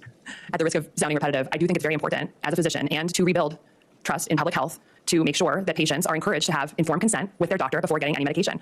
I believe that. I don't think a lot of people understands Right there, I'm not saying there's not some outlying case where like the flu vaccine did something with someone's body, blah, blah, blah. Sure. But even if none of the general population took the flu vaccine, you guys understand that the entire fucking military and everybody that works in healthcare every goddamn year takes the flu vaccine, right? You know, if it was fucked up in some way, you know how many goddamn cases we'd have? Not like, oh, my aunt knows somebody that knows somebody that used to work for this guy that used to go over here that used to pick up their kids for school, that the teacher at that school has a cousin that got fucked up from the flu vaccine. The military, not only do you not get a choice, I got it 3 goddamn times one year. I got it 4 times one year. I got 1 shot and 3 nasal inhaler things because whoever was keeping track of who took, so they go by with like a little paper list and they search people down and be like, you haven't had your flu vaccine. The medics are there. They're like, here it is. And they're supposed to check your name off the list and turn it in to where you get taken off the list. Somehow I kept not getting checked off the list. So I was super vaccinated one year. Vaccines save lives. I believe they're an important part of public health. I also do not want to encourage patients to have a conversation with their doctor. I think it's incredibly important. Informed consent is going to be part of building trust in public health. We've had an outbreak of whooping cough in Louisiana, a vaccine-preventable disease. Children have actually died from it. Think about it. A child about the age of your child dying from a vaccine-preventable disease. And some have been scared to vaccinate their children because they've been told incorrectly that vaccines cause autism. Do you believe that vaccines, whether individually or collectively, contribute to autism? Senator Cassie, you're a physician. I'm a physician. The reality is that we have an autism crisis that's increasing, and this is devastating to many families, and we do not. And there's no ties whatsoever to vaccines. As a medical community, what causes autism? The administration has just committed a huge amount of funding to look at the exposome of all environmental factors that could be contributing to autism, and until we have a clear understanding of why kids are developing this at higher rates, I think we should not leave any stones unturned. There's been a lot of evidence showing that they're not implicated. Do you not accept that evidence? I do accept that evidence. I also think that science is never settled, and I think that the effort to look at comprehensive cumulative exposures of our exposome into what is causing autism is important, and I look forward to seeing those results and sharing the best public health information with the American people. Well, I got through 5 out of my 7, so thank you for cooperating. Senator Sanders. Thank you. And like the chairman, I've got a lot of questions in a short period of time. I enjoyed your opening remarks, and I think you're right. This is a country that is sick in many ways. We need to focus on disease prevention rather than spending a huge amount of money on tertiary care, and I've enjoyed and appreciated some of the remarks you have made. Part of disease prevention, I don't think people understand. If not only everybody had access to healthcare, but also we encouraged people to go to the doctor at like the first sign of a sniffles or the first time you fucking feel weird or you got this strange pain or you do this or how much fucking money that would save, how many lives that would fucking save. A lot of these things are preventable if caught early, right? And the problem is the if caught early. People literally wait till they think they're dying to go to the hospital. I mean, I do it too, but it's like a mentality shift that, first of all, it has to be accessible. Second of all, we have to encourage people like, hey, just fucking go, right? Let's say worst case scenario or best case scenario, it is just the sniffles or some shit and you'll get over it in a couple days. They can tell you that. They can check for it and tell you that. But worst case scenario, it's something much more complex and you're on the early stages of it when it's actually treatable. Made in the past. Let me just see if we're on the same page here. When I was sitting with Senator Cassidy is now, I fought hard to have much more substantive labeling on junk food. In fact, it's my view that we should not have food manufacturers selling junk TV ads. My understanding is you have come out against junk food ads on television. Is that correct? Yes. Can you just take 30 seconds to elaborate? Would you use your position to ban junk food TV ads? Thank you so much, Senator Sanders, and I agree with you completely. I think there is so much that we agree on these issues. Just to be clear, the Surgeon General's office does not have the purview to ban this. But you have a voice. Absolutely, and that's a voice I would absolutely lend to talking about the dangers of ultra-processed foods and getting these advertisements off TV. This has long been a part of my message. I talk about it in my book. Senator Marshall mentioned earlier the crisis we have in obesity, childhood obesity, and you have these manufacturers selling sugar-laden products that cause obesity. Yes. So you will speak out, and do I understand your view is you would fight to ban TV ads of junk food? I think you will be frustrated by how much I will be talking about ultra-processed foods. Good. I won't be frustrated. I'll be delighted. All right, let me ask you another area that we may have some agreement. As you know, the United States and New Zealand are the only 2 countries in the world that allow the pharmaceutical industry to advertise on TV. I believe we should ban those ads. How do you feel? I agree with you. Okay. I mean, just to elaborate, as you know, but for anyone who might be listening, about 65 to 70% of the calories. I don't even understand. I guess I kind of do. I don't understand a lot of fucking ads for medications on TV. Like, I guess like weight loss or maybe like Botox or something. But like when we're talking about like a fucking blood pressure medication, why the fuck are they advertising on TV? Shouldn't your doctor just be telling you like, hey, there's a new one that came out, it's better, and it doesn't do this and it doesn't do that. You want to try it? That our children are eating ultra-processed Franken foods made in factories. That are people seeing commercials for medicine and then going in and demanding their doctor give it to them? disconnected from their origin source and nutritional value that, we're putting just nutritionally devoid food in our children. And then we wonder why we have an obesity crisis in children and why chronic diseases are rising as early as toddler years. So my vision in this role is to get more. Maybe I just don't have enough health issues that I'm just like, and don't pay attention to it. Maybe if I was like really suffering from something and then this ad come on, it's like, we can treat it but better than what you're on now. Maybe, I don't know. I just fucking block them out. I think that's a weird thing to me. And we spend a fortune. We make people sick and we spend a fortune trying to keep them alive. All right, those are important areas of agreement, and I appreciate that. But I want to. You've also got universal health care. I don't want to hear it, Atsuko. Terribly important one, and that deals with vaccines. And I think the answers you gave us were a little bit political and not to the point. The American Medical Association, I don't know if you're a member of it or not, is the largest professional association of physicians representing over 270,000 doctors. And they wrote in November that, quote, an abundance of evidence from decades of scientific studies shows no link between vaccines and autism, end quote. In contrast, Secretary Kennedy has said, quote, I do believe that autism does come from vaccines, end of quote. Dr. Means, who is right? Is the AMA right? Is the scientific community right? Or is Secretary Kennedy right? As I said to Senator Cassidy, we have a situation where autism is rising. It is. This is a huge problem. It is, but we don't want conspiracy theories. Absolutely. I 100% agree with you. And also, as a biomedical researcher and physician, I am not going to sit here and say that we should not study something in the future. It's not a political answer. That's right. We should study. We got to take care of the health insurance companies for sure. I heard they've been struggling, really struggling. Some of them are not even making payroll. Different factors that may be causing. I agree, but you have scientific evidence. The overwhelming body of scientific evidence says vaccines do not cause autism. I'm not, so just to be very clear, vaccine advocacy has never, or any anti-vaccine rhetoric has never been a part of my message. I don't mention the word vaccine in my book. This is not a part of my core message. I'm not here to complicate the issue on vaccines. And also, I, as a physician, am very careful with my words, and I don't think it's responsible to say that we're not going to study when kids are getting many medications. I think it's important to just keep it on the table. Last question. I'm sorry, we're running out of time. We are the only major country on earth that does not guarantee health care to all people as a human right. Dr. Means, is healthcare a human right? Should the United States join every other major country and say to everybody, whether you're young, old, rich, or poor, you are entitled to healthcare as a human right? Yes, no, maybe? My focus is on ensuring that Americans have access to the best healthcare in the entire world, which, as you talked about, as I talked about, as everyone who's spoken has talked about, is pretty much the opposite of what we have right now. We spend 2x every other country in the world, and we have the worst healthcare. I agree, but is healthcare a human right? Will you join me in fighting for a national healthcare program? I will be by your side trying to get Americans access to the best healthcare in the world. Thank you very much. Senator Mullen. Yeah. I think that's the, if you're ever on a boat, that's what they say, right? In case the boat starts to sink, it's insurers first, then women and children to the life rafts. Thank you, Chairman. My green light was on. I thought my mic was on. United Healthcare, I think, endorses this message. Statement, he talked about misinformation coming from this administration, and I just want to point out that this guy's, I fucking hate this guy. God damn, I hate this guy. I didn't even know he was on this panel. Biden Surgeon General Dr. Murthy was actually, a court actually ruled against him in 2023 at the Circuit Court for trying to censor free speech on social media. That's misinformation. And so for us to throw out an accusation like that with no evidence when the ranking member was completely silent when that took place, it's really some hypocrisy there. When we start talking about healthcare not being affordable, the ranking member and I actually agree on that. The problem is stupid motherfucker's name's Mark Wayne. One word. Mark Wayne. God damn. You supported the same tools that got us to where healthcare is unaffordable because.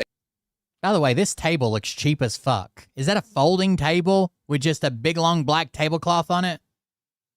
We can't get some wood up in this motherfucker?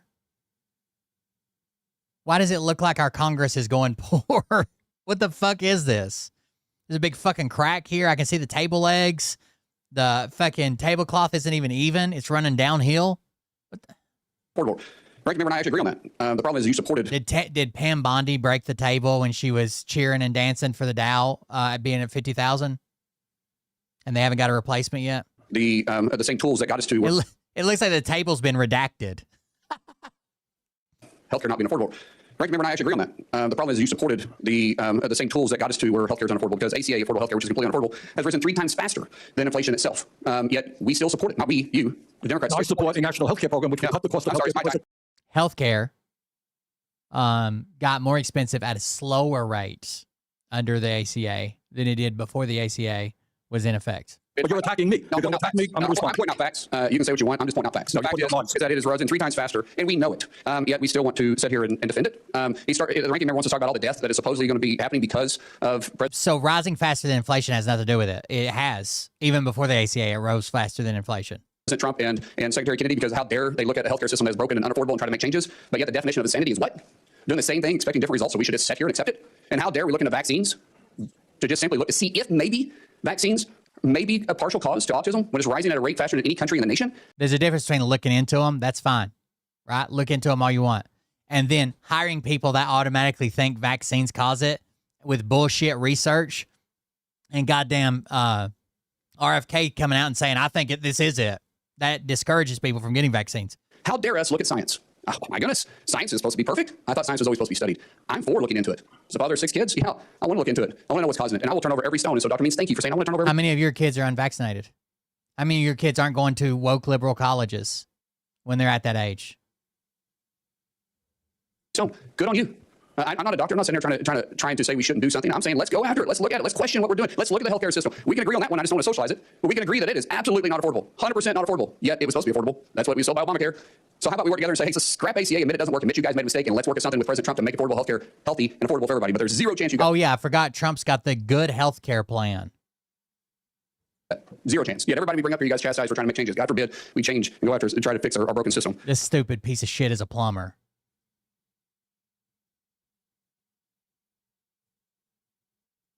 Didn't he have some weird stolen valor thing? Hold on.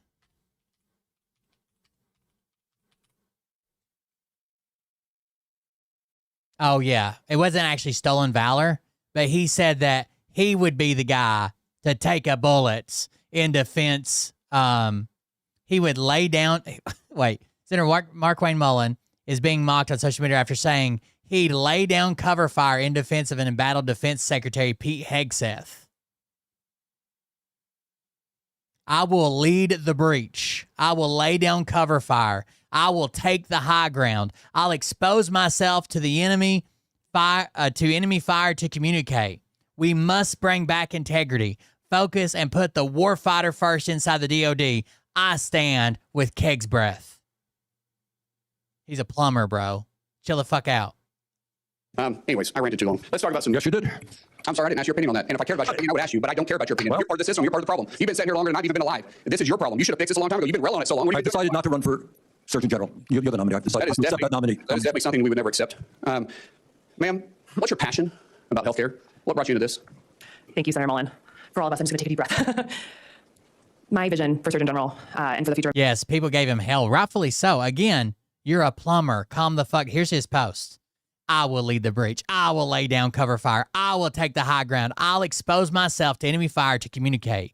We must bring back integrity, focus, and put the warfighter first. You would think that this guy's like a veteran and talking about like, oh, I've been in combat. Nope. He's a plumber from Oklahoma. He's not even a great plumber. It seems like he took his dad's company over and didn't do so well and then sold it. But whatever. America is to get more healthy, whole food on Americans' plates and to work to systematically encourage our healthcare system to focus on the root causes of why we are sick and not just reactive sick care. This is my passion. This is why I was put on this earth. Yeah, somebody was talking about Kristi Noem the other day and her fucking bang bus of the sky or 737 that they just fuck in, her and Corey Lewandowski or whatever. And I'm just glad that we finally have a sex scandal that's all adult participants, right? That's an improvement for this administration. Thank God everybody involved was adults. It's amazing. It's produced miracles. If we have an acute issue, absolutely we want to be in America to get that fixed. But 90% of healthcare costs are now going to chronic diseases. And frankly, having practiced, I've seen thousands of patients, worked in the system for almost a decade in clinical medicine, it's not the focus of what we as doctors are incentivized to spend our time on. It's not what's reimbursed. And this is a problem. Medical education doesn't focus on these modifiable root causes of diseases. The science is showing us through amazing emerging work in systems biology and network biology that the physiologic causes of the vast majority of diseases that are taking American lives and torturing and shortening our lives, even our children, are connected by shared physiology and shared root causes. We need to upgrade the paradigm of the American healthcare system to educate and treat in that way. It is by far the most efficient way to treat, of course, because if we're addressing shared root causes, we're going to be able to stop the whack-a-mole medicine that's not working for us and that is so costly. And so my passion is to help work with the AMA, work with medical schools, work with Democrats, Republicans, all sorts of agencies across the government to ensure that we really move the needle on shifting the American healthcare system towards root causes. I know we can do it. There's political will. It's what Americans want. Even the medical schools are on board, but we need a vision to get there. Thank you. Senator Murray. Thank you, Mr. Chairman. Thank you, Dr. Means, for being here. Let me start with this. You called birth control pills, unquote, a disrespect of life. And you said Americans, quote, use birth control pills like candy. You also claimed, contrary to established science, that shouldn't birth control pills be used like that? hormonal birth control has, quote, horrifying health risks for women. Now, here are the facts. There are 18 FDA-approved contraceptive methods, both hormonal and non-hormonal, and there are decades of evidence showing that every one of these birth control methods is safe and effective. So I wanted to ask you, help me understand, should women trust the FDA, which approved all 18 methods of birth control after a very rigorous look at the evidence, or should they trust your statement that there are horrifying health risks to birth control, which contradicts that evidence? Thank you, Senator Murray, for your question. And no one's saying there's not side effects. Clearly there are. There's side effects, weight gain and mood swings, and some birth control can cause you to be infertile eventually, and different things. But overall, right, we're talking overall. You're aware of what the side effects of hormonal contraception are. I'm curious if you are with the FDA that went through all of these and rigorously looked at them, or as Surgeon General, if you're going to tell the truth to the American people. I absolutely believe these medications should be accessible to all women. And also, all medications have risks and benefits. And in our current medical climate, with the burden on doctors, doctors do not have enough time for thorough informed consent conversations. Some of the horrifying side effects of birth control that I have mentioned include blood clots and stroke risk in women who have clotting disorders, who are smokers, who have obesity. No, it's not general. I'm very careful with my words. And when I say those comments that are taken out of context, I'm speaking about particular women that can be hurt if there is not informed consent about their medical history, their lifestyle exposures, and their family history. I want those women, and I know you do too, to be able to have a thorough conversation with their doctor and know whether they are at higher risk for side effects when prescribed saying that is one thing, but saying on different shows that birth control pills are a disrespect of life is very different. I am passionate about women's health, and I think it is disrespectful people to use women. birth controls like candy is very different than what you just said. We prescribe a huge amount of hormonal contraceptive, and I do not believe most of those conversations have informed consent because of the pressures that doctors are under because of our broken healthcare system. I want what's best for women, as do you. And I want every woman who could be at risk I just for a have side 2 minutes effect left and I have other to know questions. Let me move on. if a woman died from a stroke or a blood clot because they did not have a thorough Thank you for your answer. You made that clear. Let me go to another question. Tracy Beth Hogue, she's an anti-vaccine skeptic. She was elevated by the Trump administration to serve as the top drug regulator at FDA. She made comments last week casting doubt on the safety of RSV vaccines for baby. As you I'm sure know, RSV can be deadly even for healthy full-term infants. Do you believe that Dr. Hogue is wrong to question the safety of RSV vaccines? I have not read that article or seen that quote. I would need to know what she said before I comment on that. Well, you do know that RSV is the leading cause of hospitalization for infants. I have a 17-week-old, and I'm very aware of that. You hear her statement as Surgeon General. Would you contradict it?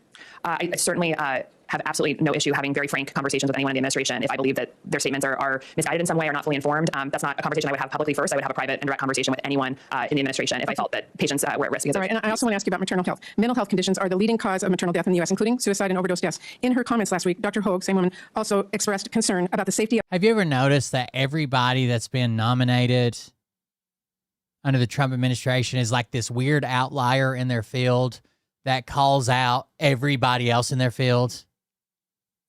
Right, like Kash Patel calls out everybody, that's all he did was call out the fucking everybody in the military. And then Pete Hegseth, that's all he does is call out everybody in the fucking, Kash Patel of FBI. Pete Hegseth calls out everybody in the military. RFK calls out all the fucking real doctors and scientists and studies. This doctor just shits on all the other doctors saying they're not doing it the right way and they're not doing it. It's like they're openly antagonistic to actual qualified people that would fit the job. Of the antidepressants during pregnancy. Specifically, she called out SSRIs, the most commonly prescribed type. Do you believe that SSRIs are dangerous for pregnant women? I don't want to be a broken record here, but I do believe that every medication has risks and benefits, and you need to have a nuanced conversation with your doctor before starting a medication. That is, I think, the most responsible position for any doctor to share. Well, strong evidence has shown that SSRIs are safe in pregnancy. Most do not increase the risk of birth defects. Certainly. But untreated depression in pregnancy puts women at risk. And I agree with you, but I still think a patient, I don't think it's responsible to make a blanket statement for all Americans. Okay, well, if confirmed as Surgeon General, it will be your job to give accurate and up-to-date... The Surgeon General's job is to make blanket statements, though, saying like, SSRIs are important in pregnancy. There are certain factors. Maybe you should talk to your doctor. Just like an ad, a pharmaceutical ad, where they always say, talk to your doctor and see if this is right for you. Health information to the American people. I assume you will take that responsibility seriously. I absolutely do, and I also believe that the American people are looking for a more nuanced conversation about health, and I believe that will help restore trust in public health. Thank you. Coach Everville. Thank you, Mr. Chairman. Dr. Maines, thanks for being here. Congratulations on expanding your family. And I know it's an exciting time for you. I also want to thank Assistant Secretary of Health, Dr. Christine, for being here. Thank you for your service. Dr. Maines, I've listened to you and your brother Callie, and I know he's here today on, I don't know how many tens and tens of podcasts I've listened to. I learned a whole lot. Because I grew up in the health business as a coach, 35 years, is all about nutrition. So the question I want to ask you is, how do we get around this? I talk to people in the healthcare business.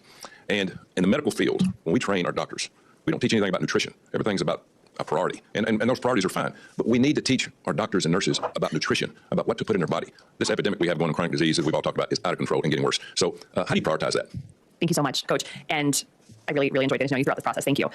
This is so key, what you're talking about. Reforming medical education to focus on root causes. And one of the key root cause modifiable factors of chronic disease and nutrition, as we all know. There has been incredible momentum already in the administration towards making this possible, starting with the Dietary Guidelines for America, which came out about a month ago. This is the first time we've had a full-throated denunciation of ultra-processed food. And I think this is historic. It's historic when the federal government says that out loud. What that is going to do is impact medical education. It's going to impact procurement regulations for billions of meals served and paid for by federal dollars every year. We're going to see real food, more real food, less ultra-processed food going into the National School Lunch Program, prisons, hospitals, and other federally funded organizations. This, I think, it's a point that gets lost a little bit, that by just changing the dietary guidelines, it is going to trickle down into billions and billions of healthier meals for Americans. So I think that's step one. I think secondarily, we've got Dr. Marty Makary, an absolute hero, who is approaching the GRAS loophole, the generally recognized as safe loophole through the FDA. So this is a program where companies have essentially been self-reporting the safety of the ingredients that they're putting in their foods with very, very little oversight, which has led to literally thousands of chemicals in our food system that we don't know what they are or what they're doing to our body. By like Roundup, have much more scrutiny about what's going into our food. This is going to trickle down to affect medical education, affect culture, affect what companies are putting in the food. The zeitgeist is going to shift about a lot of this because we're going to start to have transparency about what is even in our food system. additional things are happening that are just incredible around food. There was just $700 million put forward towards regenerative agriculture. So we're going to have more investment in research and studying of soil health, water quality, nutrient density of food, and how that's affecting our health. That's going to trickle into medical education. There's a whole person health initiative at the NIH that's being put forward by Dr. Jay Bhattacharya, who's doing an incredible job. That's going to study the systems biology perspective of the body, not isolated silos, but the whole body health. And when we look at the body as a system like that, nutrition has to play into it. So this is just 4 or 5 of some of the stones that are being moved right now that all will lead to nutrition being a bigger part of our healthcare system. I think where I can help on that is elevating the work that's being done, having conversations again across the whole medical community to help us in a really positive and unifying way move towards a more root cause approach to health. You think that will be a hard item to push? Is Dr. J here in chat? I haven't seen her in a minute. I don't know if she's still here. Medical schools about nutrition? I've had conversations with a number of deans of medical schools who are very, very passionate about this issue. They want to change. It feels hard because we have this behemoth healthcare system that operates a certain way. But right now, there's cultural momentum, there's political will, and I think the time is now to make generational changes that are going to have a huge impact on all Americans. And I also think it's an issue that all of us can work on together. It's non-controversial, it's positive, it's unifying, and I think that's what we need right now for Americans. It's all about educating people, and sometimes people don't want to be educated, but I think the Surgeon General and our whole Department of Health and Human Services, I think everybody's on board with that. And if we do that, what Senator Sanders was talking about the $5 trillion a year we spend, we can't afford to do that anymore. I mean, we have to start, and the root cause is education. We have to educate people. Thank you very much. Senator Baldwin. Thank you, Mr. Chairman, and thank you, Dr. Means, for being here today. You spoke in your opening statement about building trust in public health. And you also made, I think, a passing reference to... oh, I see it on the mod chat. My bad. So I want to ask you a few questions on that point. Dr. Means, you've promoted a lab testing company, Genova Diagnostics, which is backed by private equity and may charge customers several $100s for its services. Before you began promoting their It's no big deal. I was going to ask her about if she had seen a video game. There's a new game coming out that looks like... I really like Kingdom Come Deliverance. That was fucking 2. That was my shit, dude. I was like into that shit. And there's a Red Dead Redemption 2. Those are probably my 2 favorite games right now. There's one coming out called Crimson Desert. I don't know if you guys have seen it. It is like maybe a Kingdom Come Deliverance, but with magic and dragons and shit. So Kingdom Come Deliverance was very historical, right? This is like magic, casting, flying, dragons, but it does look cool.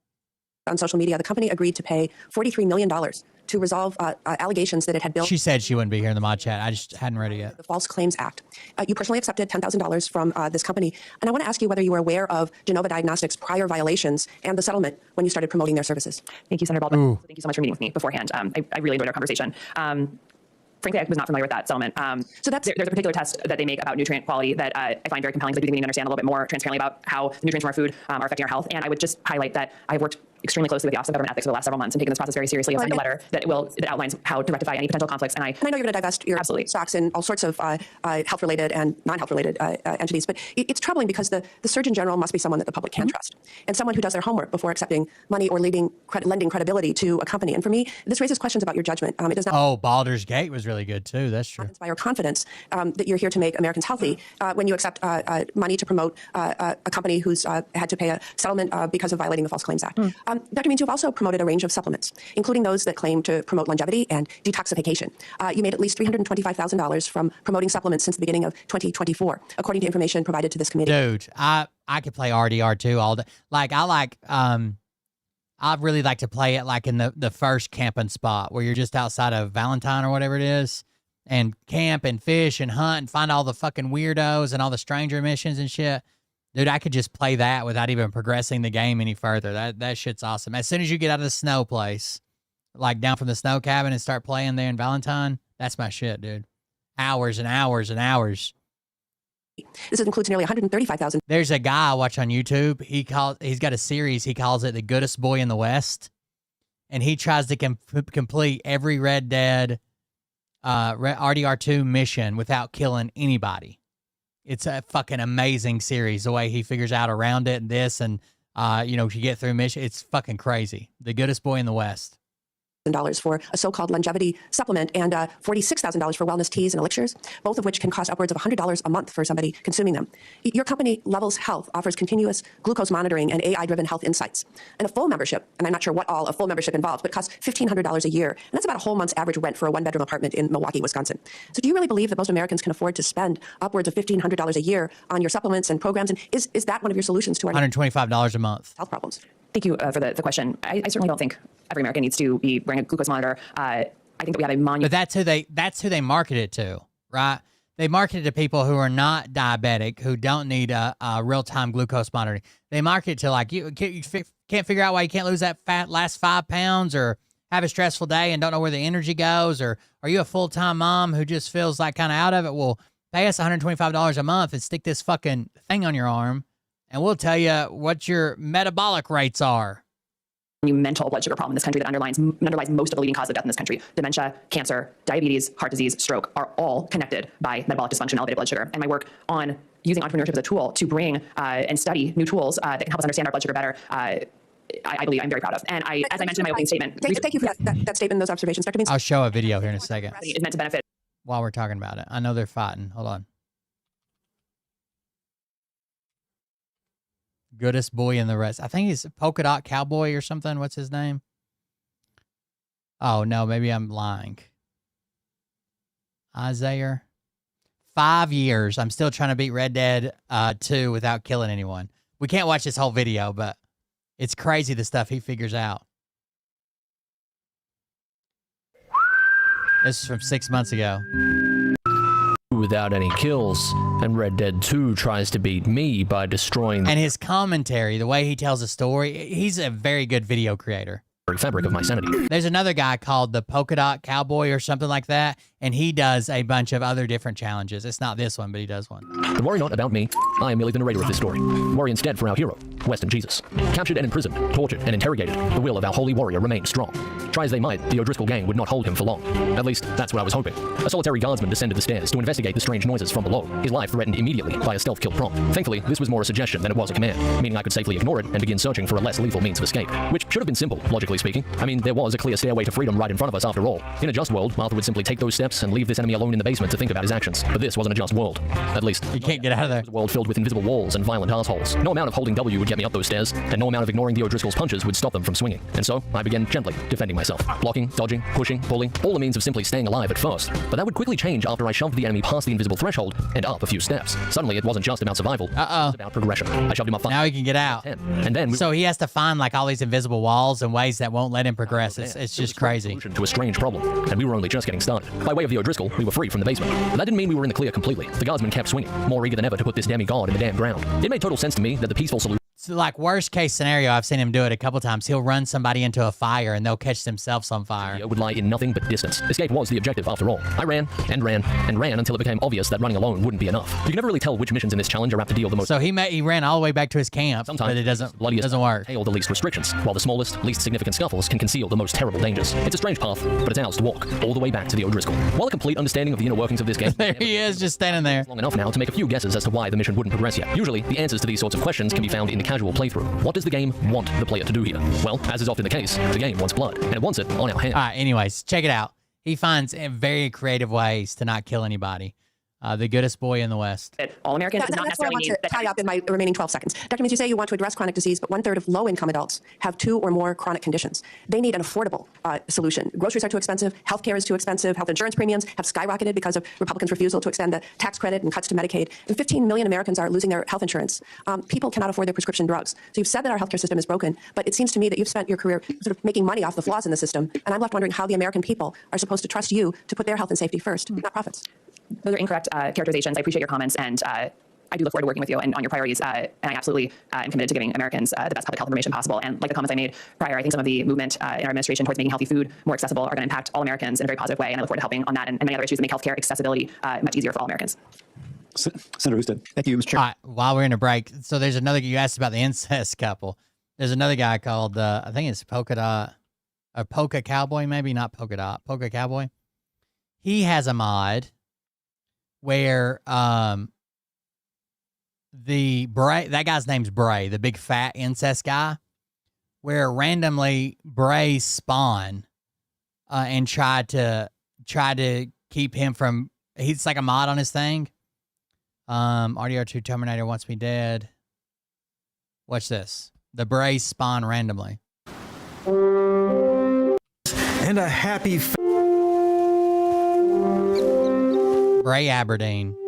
Meet Bray Aberdeen, son of pig farmers and a happy family man. That's the incest guy. Already casting some stereotypes about this man, but let me tell you something you may not believe.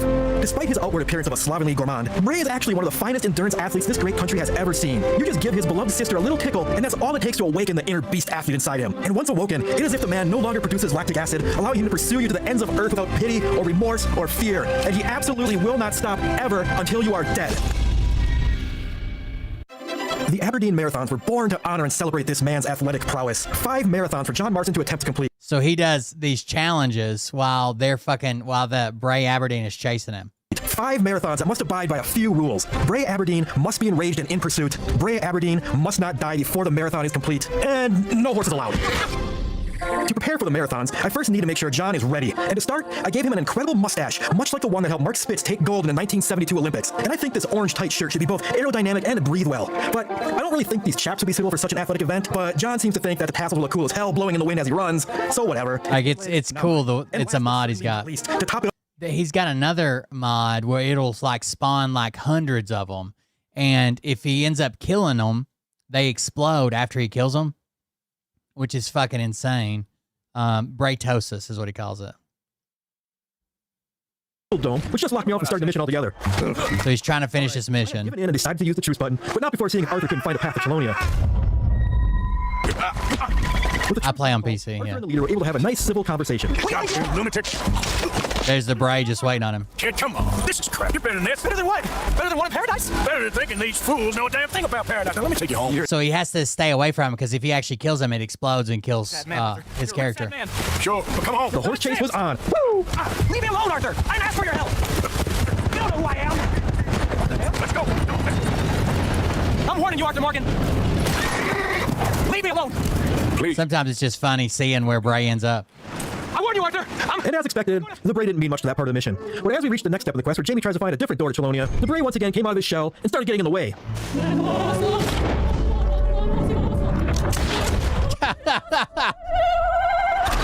Leave me alone.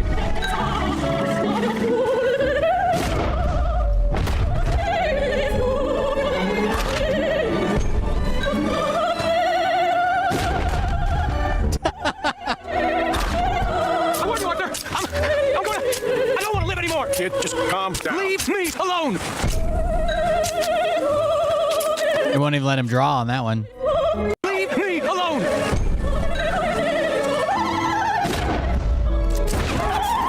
Now calm down. Look at him just standing over there. Let's go see your sister. Okay. Okay, so yeah, the mission I thought would be a breeze wasn't. Arthur Morgan 6, Bray Aberdeen 2, Jamie Gillis 4, time 31 minutes. That's how many deaths. The Bray's interference. I got Jamie on to Grandpa. Wasn't how I thought today would turn out. Look, I'm chasing him. Along the way, Arthur also stopped for a moment to let the kid kill his very first Bray. And if anything, maybe I'll persuade him to give up being a tech bro and maybe go find an honest life and being a gun. The luckiest man. Beating the shit out of him. Get up. Anyways, it's cool. Let's go back to the thing. Check out Polka Cowboy. Chairman, Dr. Means, thanks for being here today. I'm going to try to get through pesticides and mental health for our children if I could. I want to thank you for what you're trying to do to raise awareness about healthy eating, healthy foods. And since pesticides, for sure. Questions from farmers in the agriculture community in Ohio about your comments on pesticides. And you will not regulate pesticides in your role, but your views will impact American consumers and what they believe about what's... Oh, the Crimson Desert game is in pre-purchase, but I don't think the full game comes out till March 19th. But it does seem like it's going to be a cool game. It's still 3 or 4 weeks away. What is a pesticide? I'll just put a little poster up here, and why do we use them? Because this is the kind of thing we try to prevent. This is an earworm. This is the kind of thing that destroys our crops in all across the country. Corn, wheat, soybeans, fruit, and vegetables. If we fail to use proper pesticides, it will drive down yields of 20 to 50%, even more for fruits and vegetables, the very things we want people to eat more of, which will restrict the supply chain, make food less accessible and more expensive if we can't have proper crop yields and use more land, more resources, et cetera. And so given all those facts and given what the concerns are, please just share your views on pesticides. Glyphosate, or is it just glyphosate? Senator Husted, and thank you so much for meeting with me prior to this hearing.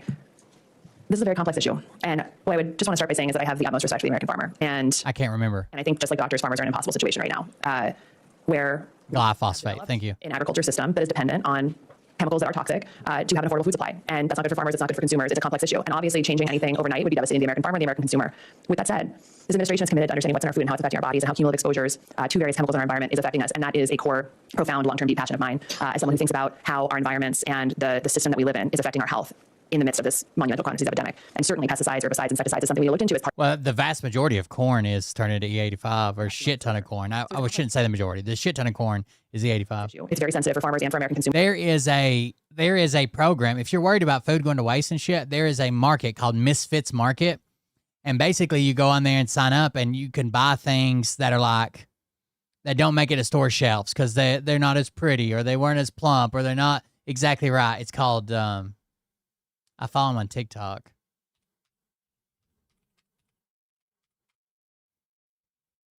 A shit ton of food, especially vegetables, might not get to the store aisle because it has a fucking, like, let's say a tomato where the vine was laying up against it, it's got a dent in it, right? They won't even sell that in a regular store.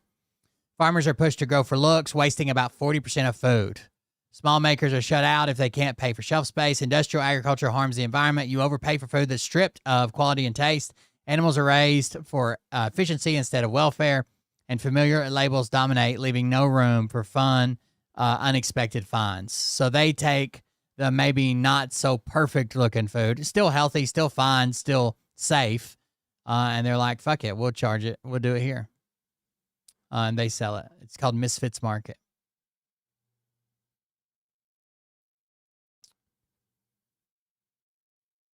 They were selling, so like when they make a salmon fillet, the smaller pieces get cut off to the side. They were selling salmon strips the other day. Good for farmers, good for you. Quality you can taste, what we rescue. If they're discolored, leftover end pieces, excess inventory, if packaging changes, so like when a brand goes to a packaging change, they pull all the old shit off the shelves. Near best by date foods and too big, too small. When weather's unpredictable, our farmers often end up with produce that's irregular in size, and they won't sell that either. Not on store shelves. Especially mothers, because we want to have the safest water and safest food supply in terms of what's on it. But I understand the nuance of these issues and that changes need to be made thoughtfully with full respect for American farmers and the constraints that they're under. And also, eventually, we are going to need to move towards a more sustainable way of growing our food that decreases our reliance on toxic chemicals that are hurting human health. I think there are incredible movements happening within the administration. Like I mentioned, the $700 million going towards regenerative agriculture transitions, precision agriculture, and the private sector collaboration that may be using technology to help be more precise with pesticide spraying. I think those are all positive developments. But at the end of the day, we do need to understand how these chemicals are affecting our bodies and work towards creating the safest. Great. I have one more, three quick questions for you. It's on mental health of our children. And I'm going to ask all three of them to give you a chance to respond. Do you believe that smartphones and social media are negatively impacting the health of America's children? What age should a child have access to a smartphone and social media? And what would you recommend? Would you recommend banning smartphones in America's schools?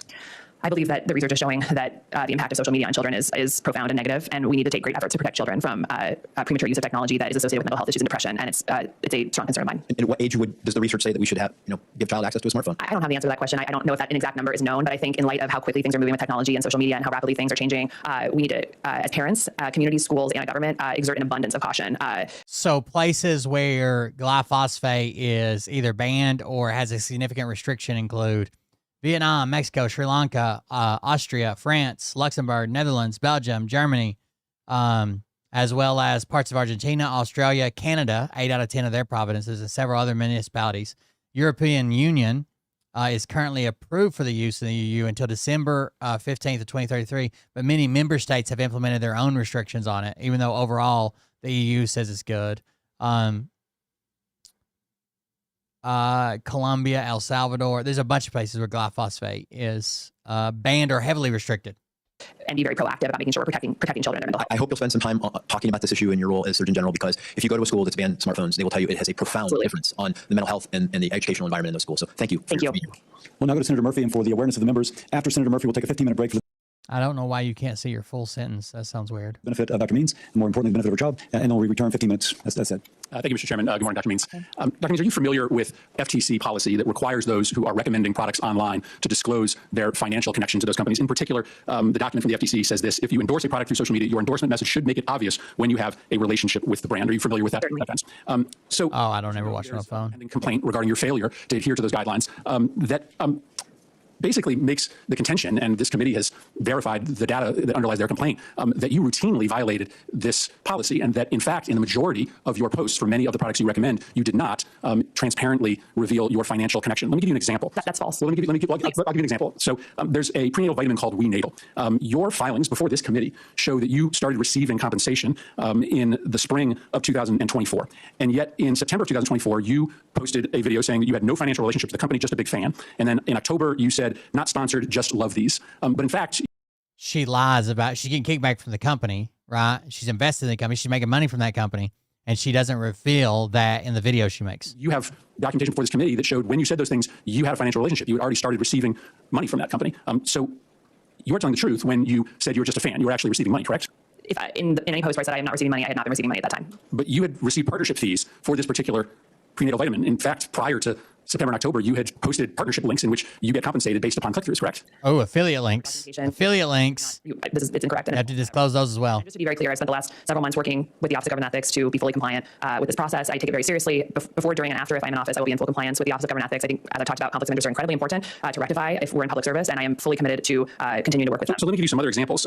Function Health, which is your lab testing platform, data shows that you disclosed your partnership with them less than a third of the time that you recommended their services online. Genova Diagnostics, you disclosed your sponsorship in only 2 of the 9 times that you promoted Genova. Daily Harvest, you disclosed your sponsorship in only 3 of the 14 posts recommending that product. Zen Basal Seeds, you disclosed your partnership only 2 out of the 13 times that you recommended the product. This seems systemic. It seems that in the majority of instances in which you were, as a medical professional recommending a product, you were hiding the fact that you had a financial partnership. You seem to be in regular willful violation of the FTC rules. That is concerning as someone who agrees with Senator Cassidy that our focus has to be on restoring trust in the medical profession. And yet over and over again, you seem to be at scale recommending products without telling your followers. And you have 200,000 newsletter subscribers. You have almost 1 million Instagram followers. And in only 3 out of 14 times on Daily Harvest, when you were influencer, 3 out of 14 times. Promoting Daily Harvest, you disclosed that you're getting paid by them? It sounds like you have a lot to say about this issue, and I would be very interested to see how your staff look at this data. I have a strong feeling that the way in which they gather this data is done intentionally to create these claims that you're making. Well, I have the backup here. I mean, you acknowledge that in many instances when you were promoting these products, you did not disclose that you had a financial relationship? I don't think that's true. If it has happened, if it inadvertently has happened, I would rectify that immediately. However, I would be interested to see how your staff gathers this data. And I will conclude by saying that I take all committee members. I mean, it's pretty incontrovertible evidence. I take conflicts of interest incredibly seriously. I work diligently with the Office of Government Ethics. The problem is a lot of times influencers don't get looked at like this. You know what I mean? Like they just don't. I just watched a video today on a fucking chair, a chair that started on Kickstarter that a bunch of people said endorsed or whatever and didn't reveal that they had affiliate links, that they were getting paid or they were being paid to review the chair, all that shit. And like just people don't, unless we check into it, it doesn't seem like the FCC or who the fuck ever is looking into any of this for influencers. Very rarely. To make sure that conflicts are addressed thoroughly. The committee will stand in recess for 15 minutes. Thank you.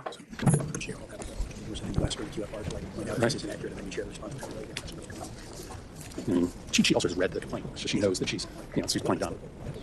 She's also read the complaints because the complaint's already filed, so now she's playing dumb. His mic's still on, huh?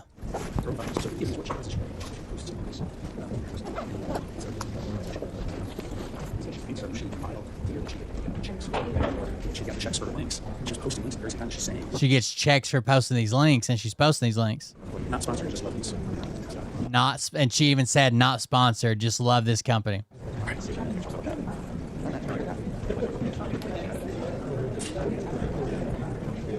Is that the biggest thing in the world? No, but definitely shows that she'll fucking not follow the law to make money.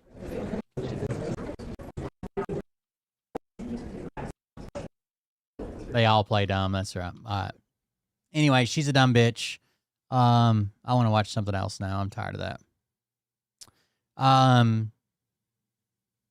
Military. The DOD is going after Claude, the AI, and their parent company because the Claude and the parent company won't give full unrestricted access to the back end of the AI. Now, the parent company, the only demands they want is like, hey, the only demands we want is we don't want you like letting AI decide to kill people without a human in the loop. And we don't want you to use our AI for mass surveillance. That's the 2 demands that they have for the Department of Defense. Entropic, is that their name? That's the 2 demands they have.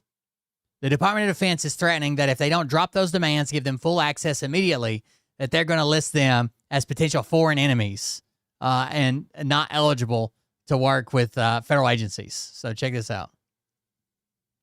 The defense secretary, this is according to reporting from Axios, gave Anthropic until Friday evening to give the military unfettered access to its AI model or face harsh penalties. The harsh penalties we know, Joe, that could be in question here are including declaring Anthropic a supply chain risk or even, according to Axios, invoking the Defense Production Act to force the company to tailor its models to the military's needs. Claude is the only active AI model that is really already providing meaningful military an intelligence advantage using advanced AI capabilities. For example, we've seen in reporting by the Wall Street Journal that the raid on Maduro was enabled by offensive cyber capabilities. So what are they asking for? That would not have been possible had Claude not been involved, had Anthropic not been involved. All they're saying is we don't want our tool being used for mass domestic surveillance, and we don't want our tools being used for autonomous lethal weapons without a human on the loop. That's a pretty. It's wild that that's their two demands. We don't want to use it for mass surveillance, right? And we don't want it just randomly killing people without a human making the decision. And the DOD's like, nope, give it to us. Oh, we'll classify you as a threat. Modest set of requests, and the DoD views that as so unreasonable that they're now threatening to designate Anthropic a supply chain risk. I'm sympathetic to the DoD in saying it needs flexibility in these contract terms. What I think is an unreasonable escalation is threatening to designate Anthropic as a supply chain risk. That's what we do when we find out companies are secretly have Chinese or Russian ownership. To take a domestic AI champion at a time when the White House is saying that the AI race with China is equivalent to the space race during the Cold War with the Soviet Union, you do not want to take one of the crown jewels of your industry and light it on fire over something like this. There is a better way to resolve this dispute than the absolutist stance the administration is taking. I think it's mostly because they don't want any limits on who they can surveil, for what reasons, at what time. They want to do mass surveillance with it. Why is this conflict between Anthropic and the Department of Defense not making front page headlines everywhere? Because it really goes to the fundamental of how we view AI. And I think they know that kill chain loops aren't ready for to remove a human altogether. You're just asking for an international incident or something to get somebody fucking court-martialed or fucking fired or hung, but they do want to surveil everybody.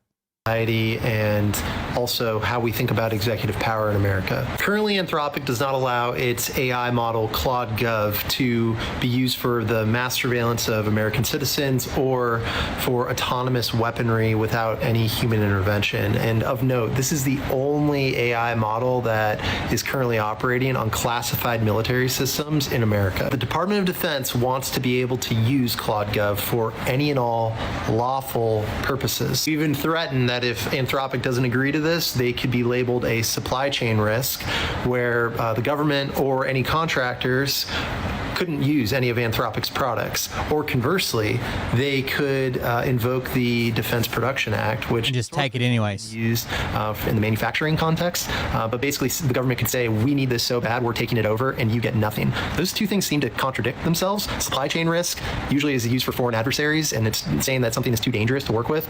And then, on the other hand, you're saying you're just going to take it over because you really need it. Anthropic has historically built its brand on safety, unlike many of the other AI companies. Right. Anthropic's one of the, if you had to pick a better AI company, Anthropic's one of them. But they have removed a pledge in recent days that they won't create models above a certain capability threshold if they couldn't guarantee certain safety measures. So are they already capitulating and giving the Department of Defense what it wants? I'm not sure. But two things we need to really think about. One, we can't even guarantee that AI models won't always hallucinate. How can we guarantee that if used for mass surveillance or for autonomous weapons, it won't identify the wrong people, or that it won't give bad information, or in the worst case scenario, use lethal force in a way that it was not intended or designed for? So how can Anthropic guarantee that the government has the correct interpretation of what lawful means? Was it lawful to kidnap the president of Venezuela? Is it lawful to detain U.S. citizens and non-citizens alike without any due process? What are the lawful limits of mass surveillance of American citizens? Especially in the context of artificial intelligence, this is all extremely uncharted territory that the old laws that were previously... That's what's scary. It's like our fucking, average age of a congressperson is like 72 years old. They don't know what the fuck's going on.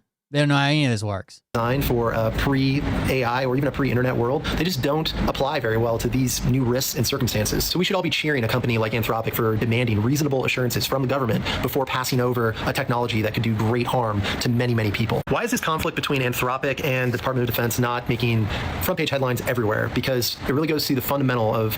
I made that number up, but it says the average age of members is generally late 50s for the House and late 60s for the Senate.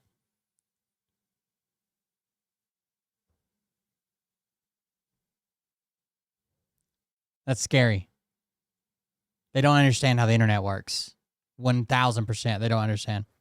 Like these boomers. These stupid motherfuckers don't even know how their own computer works. This week, the Supreme Court heard a case called Learning Resources, Inc. versus Trump. Learning. What's going on over there? It says Windows update. I got to restart in 7 minutes estimate, or I can pick a timer. Listen closely. Snooze it. So I'm going to try to snooze it. Jesus Christ. Yes. Snooze it. Screen shaking. You ready? It won't let me. Screen shaking. It won't let her snooze it. And pick a time tomorrow, please. It won't let her. I'm trying. It won't let me do nothing. Why is the screen shaking? Leave it there for a little bit. Okay.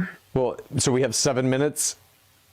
We'll see. Gosh, I'm trying to snooze it. Yes. Use your finger instead of your fingernail. He says use your finger instead of your fingernail. Let's quit wasting time. Just talk fast. Keep watching. Do it. I don't Talk fast. You got 7 minutes for the whole show. No, because if I X out, it says it'll restart in 7 minutes. It's a Windows update, and it's a notification that you either pick a time or snooze. It won't let me do it. Or restart now, and it won't let her do anything. Watch. What are you trying to do? Tap the computer screen? Yes. It Can has you three instead use the mouse? Can you use the mouse? Now go to pick a time or snooze. Hit it. There. Got it. Okay. So that computer's not a touch That was screen. close. Their computer's not touchscreen. Their computer's not. It's never been touchscreen. Ever. It's never been touchscreen ever. And they're like, I don't know. It won't snooze. I don't know. It won't let me. Just talk fast. We got 6.5 minutes left. Keep going. I don't know. Well, how about the mouse? Oh.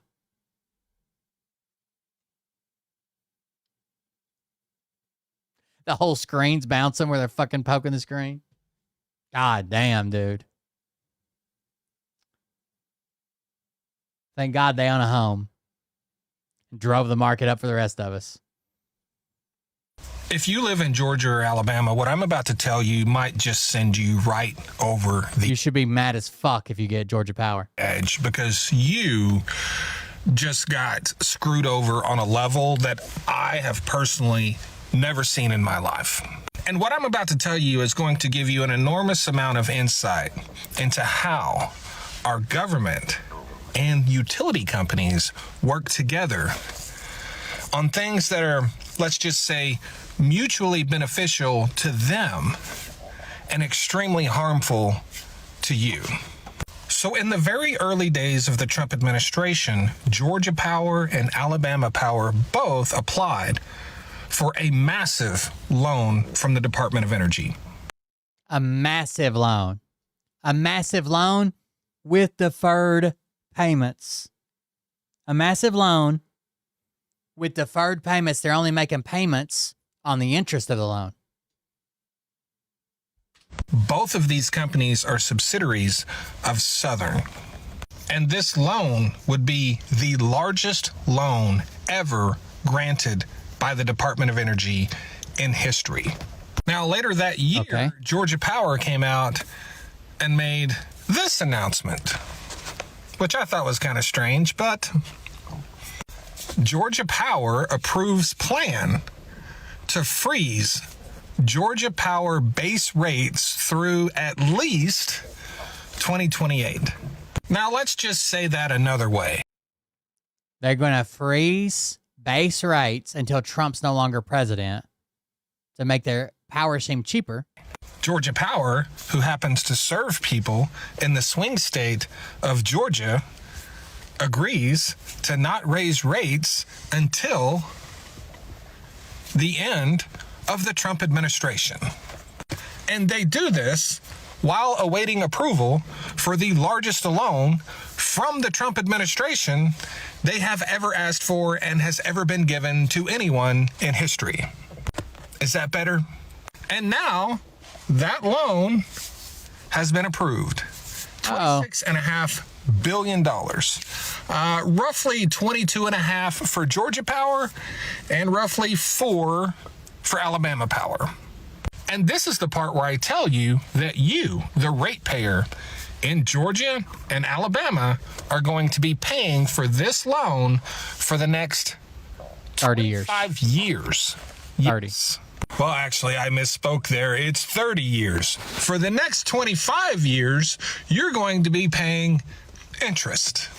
Yes, for the next 25 years, Georgia Power and Alabama Power are going to make interest-only payments. So for 25 years, the federal government gets to suck billions of dollars out of the states of Georgia and Alabama through their ratepayers, because that money will be on your bill. And then in the last 5 years, they have to repay the entirety of the principal. So to summarize, 1, they agreed to freeze rate. What's the loan for? Data center expansion. To help politicians in a swing state. 2, as soon as Donald Trump leaves office, the people of Georgia and Alabama are going to get hammered with massive interest payments, as that interest will just be accruing for the... And imagine them freezing your rates for 4 years. It's not like they're going to go up just slightly when they're unfrozen. Those years. And then for the next 20-something years, you're going to have to continue making interest-only payments. Then your kids get hit with $26.5 billion worth of rate increases to cover the principal. If that's not American exceptionalism, I don't know what is. They're only paying interest for 25 years, and then 5 years, in the last 5 years, they have to pay it all off, every bit of it, in 5 years. Thanks. Pretty fucking insane, right? For data center expansion.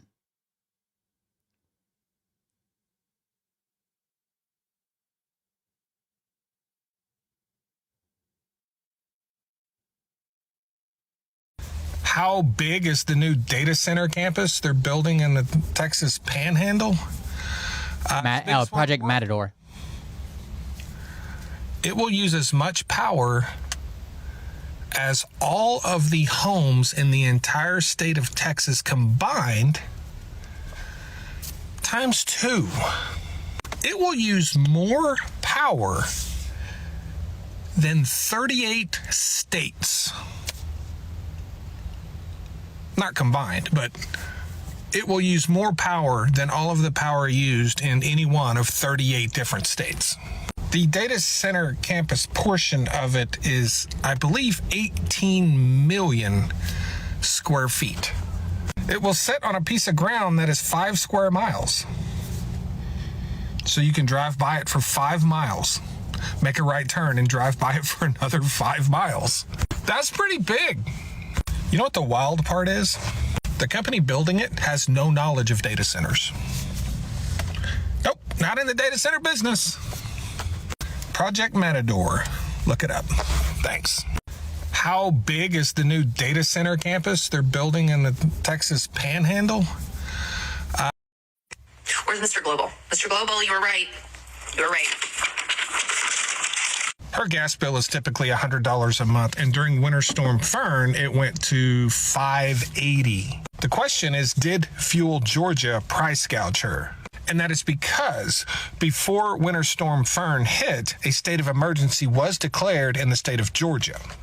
And when state of emergencies are declared, that is when those anti-price gouging laws kick in. Now, here is her bill, and she was charged $2.19 per therm, which would be a little more than $22 per 1,000 cubic feet. When you look up the price of natural gas online, that's what you're looking at. So when you see $3 or $4 gas, she was charged over $22.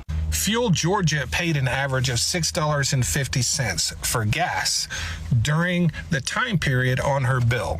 That would be 63 cents per therm. So they paid about 63 cents per therm. They charged her $2.19 per therm. And they already have her customer service charges and taxes and stuff on the bill on a separate line. So that means they charged her roughly 347 or 348% more for the gas that they purchased. Is that price gouging? The only way to know would be able to look at her previous bills and see how much they were charging. That up in the past. It's quite possible they broke the law. Thanks. Where's Mr. Global? Mr. Global? You know, I love it when people think they said something. Yeah. So Tom Williams here says, after over 2 decades and trillions in global investment, wind and solar combined account for roughly 5 to 7% of the total energy globally. Not quite sure how much Tom thinks each percent of global energy is worth. But you know what we do know? We do know how much each percent of global energy costs, depending on the source of that energy. Now, the numbers I'm about to give you are adjusted for inflation. They're not nominal dollars because these dollars were spent over extended and long periods of time. It's also important to note that this number here is 8%, and it's also important to note that he's saying total energy globally, even though wind and solar only generate electricity. Yet they're being compared to fuels like oil and gas, which can produce an enormous broad different types of energy. It's important we understand the parameters under which this is given. All energy, not just electricity, not just gasoline, not just one thing or another, all energy. Oil and gas is currently responsible for 58% of all energy produced in the world. And the world has spent roughly $500 trillion to achieve that number. And that is because with oil and gas, you have to continually invest trillions of dollars per year just to maintain the same output of energy year after year. That's not even increasing energy production. Oil wells decline, natural gas wells decline, you gotta build new ones, you gotta produce new ones. Sustainability of energy is a huge part of this calculation. And what that means is that it costs roughly This is, again, he said all forms of energy. I think solar and wind combined is about 15% of just electricity production globally. $11 trillion for oil and gas per 1% of global energy supply. It doesn't cost $11 trillion to add 1%. It costs $11 trillion to add that 1% and then to sustain it over a period of time. And that's because you never get to just stop investing in it day after day after day after day, because every single day that source of energy is falling because it's finite. So $11 trillion per 1%. And that is roughly 8 times greater than the cost to increase renewable energy by 1%. And that is because if you build a wind farm, say 100 wind turbines, in year 2, you don't have to add any more. In year 3, you don't have to add any more. In year 4, you don't have to add any more. They're just sitting there making the same amount of energy. If you drill 100 oil and gas wells,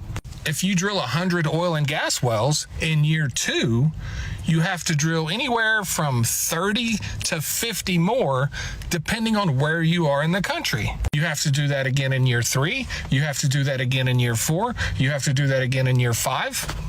You see where I'm going with this? So if you want to debate fossil fuels versus renewables, you should stick to the reliability and the intermittent energy part, because you'll lose the cost debate every day of the week and twice on Sunday. Yeah. Thanks. You know, let's take a look at I'm just going through his content right now. profitable utility companies in the United States. Coming in at number 5 is PG&E, who last year booked $2.6 billion in income, and believe it or not, have actually instituted 4 rate cuts over the last 2 years, totaling 11% in rate cuts. PG&E. There's always a big announcement every time our electricity prices go up, but then like there was a huge announcement about how much more expensive it was going to be because the local dam was like damaged. They had to lower the water level, repair the dam. But then when they raised the water level back up and the dam was fixed, they didn't cut those rates. They left them exactly where they were. That's wild. Coming in at number 4 is Edison, who booked a $2.95 billion profit last year and also recently implemented a 2.3% rate cut for residential customers. Coming in at number 3 is the Southern Company, who booked $4.5 billion in That's Georgia Power and Alabama Power. And has frozen rates through 2027. And of course, coming in at number 2, Duke Energy, who, even though they posted a nearly $5 billion profit last year, has still requested a 16.6% rate increase. Wow. That decision is pending Public Utility Commission's decisions. And then coming in at number 1 is NextEra Energy, who booked $6.5 billion in profits last year and has still approved a $1.65 billion rate increase over the next 2 years for its customers. Must be nice to have guaranteed profits. Thanks. It's wild. They can turn in billions of dollars of profits and apply for rate increases for you. People are asking me, please, please, please, Mr. President, we're winning too much. We can't take it anymore. I thought y'all said he didn't talk about the Epstein files.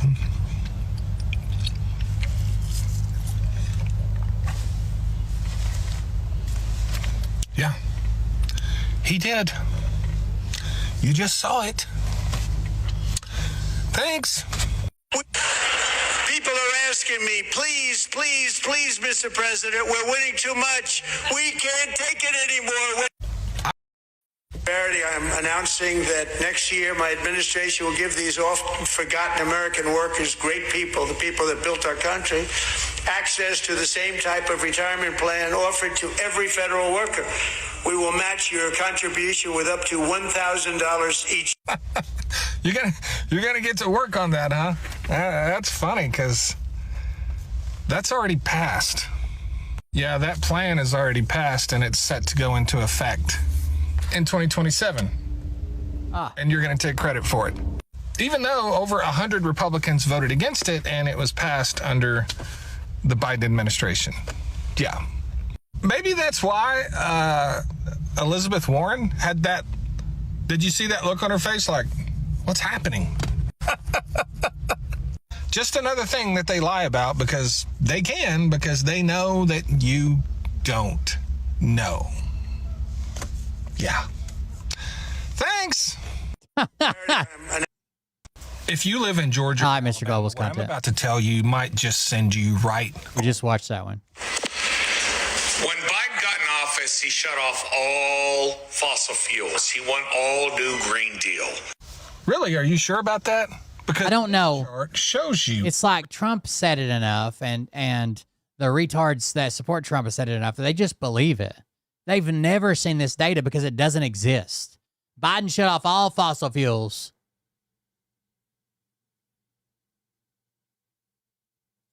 Rig counts in red, oil production in blue. And look, the rig count, this is when Joe Biden took office.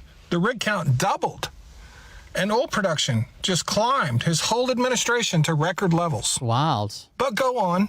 All the vehicles, all the transportation facilities that give us our goods, that you get at Walmart, you get at your Target or whatever store, their prices go up for fuel, which drives the prices that you pay at the grocery store. Yeah, well, let me show you something else. This is OPEC production, right? 2020, OPEC production. Wow, down to 2021.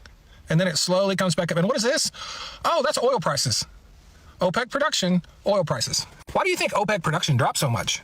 Because of Trump's biggest and most complex deal ever. Yeah, this is the OPEC 2020 deal. Yeah, that's where he got OPEC to cut oil production for 2 years. And he knew he could get away with it even though prices were going to skyrocket because he could just blame it on Biden and you guys would believe it. And now you're going to say, this is how all of that inflation was created. But if this is the cause of skyrocketing oil prices, and according to you, skyrocketing oil prices are the cause of inflation, and this is the cause of that, who's responsible for the inflation? Oh, and by the way, this is what drill baby drill looks like. The blue line, rig counts in the United States. Domestic oil production. So far. Yeah. The red line is oil production. Oh, what happened? Yeah. When rig counts are doing this, oil production is going to follow real quick. You know what I'm thinking? This Donald Trump chart here? Drill baby drill, right? That looks more like the Green New Deal than anything else I got. Yeah. Thanks. So this is something I really hadn't planned on talking about at all, but I want to give sort of an alternative view of the Democratic response to the State of the Union last night. I've seen, 3, 4, 5 videos from people. Hawk, he said it was pathetic. He made a very good case for that. And honestly, when I first watched it, I felt the same way. But the reality of the situation is this. The response to the State of the Union is not a rebuttal to the State of the Union, and they're not talking to you. No. What I'm saying is, if you are a Democrat that is going to vote Democrat, or you're an independent that's going to vote Democrat, they weren't talking to you. She was not talking to you. They have your vote. They have your vote. And I do agree it was produced and it looked cheesy to me. That's because they were talking to a specific crowd of people that love that shit. So the speech was calm and it focused mostly on cost of living. No ideological bullshit, no culture war bullshit, heavily focused on stability, normalcy, competency. Who was that message for? Suburban middle-income voters with little to no college, 35 to 65, maybe former Republicans, maybe soft Trump voters, people who are basically sick of the BS, sick of the culture wars, sick of the ideology. They just want stability. They just want calm. They just want competency. These voters are often known as ticket splitters. They go back and forth. They'll vote for Democrats, one election cycle, Republicans the next. They're ticket splitters. So, while I thought personally the speech was weak and should match energy, the fact of the matter is that speech was intended for very specific type of people. And I'm not one of those people because I don't give a rat's ass about speeches. I think they're stupid. They don't change anything, I think. And look, I totally understand why people think it was bad or, weak, pathetic, whatever, because that's exactly what I thought. But then I thought, they must be doing that for a reason, surely. Or who knows? Maybe they just all suck at giving speeches. That is totally a possibility. Yeah. Thanks. So this is something I... Not preaching to the choir. That's right. All right, let's go out on one. What we got? No. Let's do this one. Did you have an extramarital affair with a staffer? What you've seen is not all the facts, and there'll be an ample time for all of that to come out. Republican Congressman Tony Gonzalez is defiant amid GOP calls that he resign his House seat after allegations of an extramarital GOP calling on a Republican to resign. Affair with a staffer 2 years ago. That staffer later died by suicide. Since she killed herself, and now the messages have come out. And there have been revelations about lewd text messages that Gonzalez exchanged with that staffer, including one in which he apparently called for her to share with him a, quote, sexy pic. Are those real text messages? I'm not going to resign. I work every day. The only reason Mike Johnson's like, oh, let's get to the bottom of this, blah, blah, blah. We've seen the text message. We've seen what's fucking happening. He's worried about his razor-thin margin he has for Republicans winning right now. For the people of Texas. It is against House rules to carry on a romantic relationship with the staffer, which is why more and more Republicans are calling on him to step aside. He needs to answer for what has happened and what he's done. We've seen the text messages now. It's disgusting. Deeply offensive. Gonzalez faced what has happened and what he's done. We've seen the text messages now. It's disgusting. Deeply offensive. Gonzalez faces a tough primary challenge next week on Tuesday against conservative candidate Brandon Herrera, who has the support of the far-right faction in the House GOP. But right now, the Speaker of the House is standing behind Gonzalez and says that the allegations need to be... Brandon Herrera is a YouTuber with a gun channel who is a total fucking Trump cuck at this point. Fully investigated before he calls on him to resign. Why should Tony Gonzalez resign, given these very serious accusations? There are serious accusations, and it must be taken seriously. But I think, as in every case like... Let's see.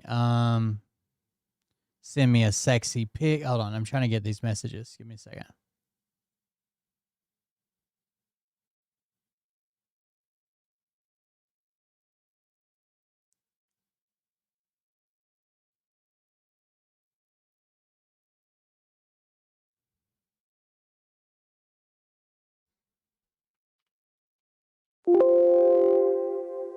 Said, send me a sexy pic, and then she replies something like, I had a rough week. You don't want a hot picture of me? And he says, yes, I do, and hurry.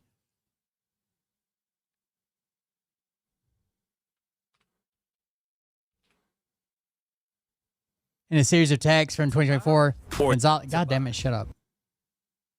Gonzalez, a married father of 6, repeatedly requests sexy photos from Santos Aviles.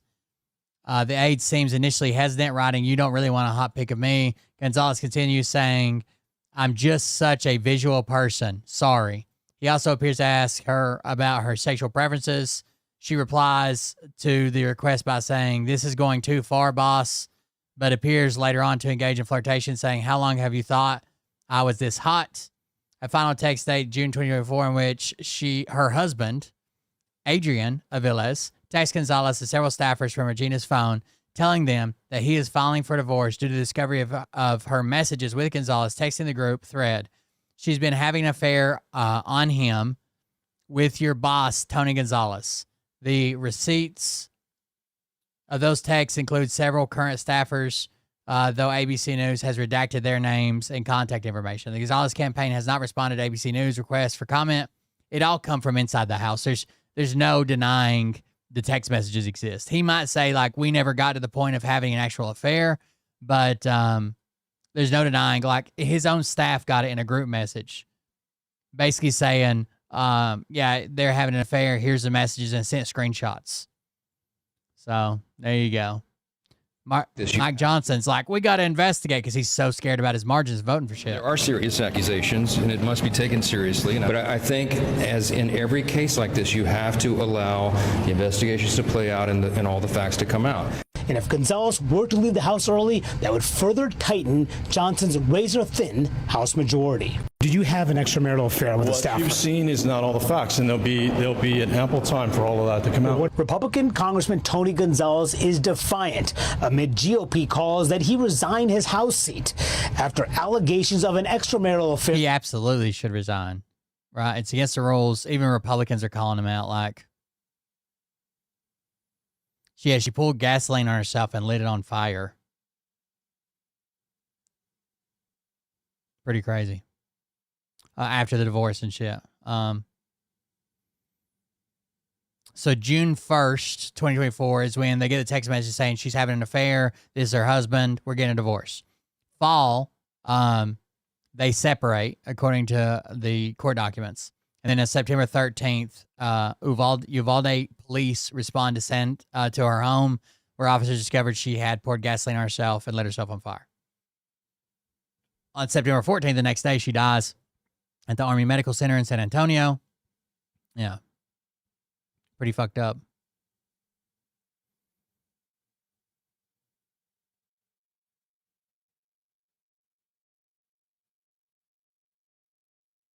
He should absolutely resign, though. All right. Anything else before we go, guys? Thank you all for joining me. Thanks for being here. Thanks for listening to me complain. I haven't felt great today. I woke up at like 6 o'clock this morning puking my fucking guts out, and I'm not sure why. But then it kind of went away the longer the day went on. So maybe a better day tomorrow. Thank you all for joining us. Thank you for being here. Thanks for hanging out with me. Let me know if you got any thoughts on the Crimson Desert game. If you guys look into it, let me know on Discord. Thank you all for joining us. Thank you for being here. I'll see you about the next one. Have a good night. Support the show while we're offline.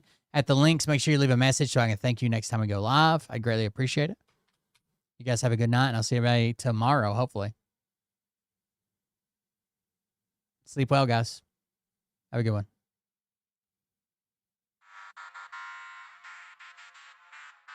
But I can tell you this about if this douchebag happens to see this particular show, you don't have the forking balls to call out the people on this planet by name and tell them exactly who they are and tell them the rest of the world who they are. You don't have the forking balls. You don't have the balls.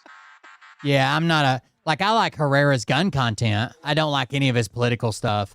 And man, all those guys around the podcast they do and like Angry Cops and shit, they cuck so quick for the administration, dude. So fucking quick. Donut Operator, Angry Cops, Herrera, all those guys. And they try to portray like an everyman idea. They're fucking millionaires. Like, fuck out of here.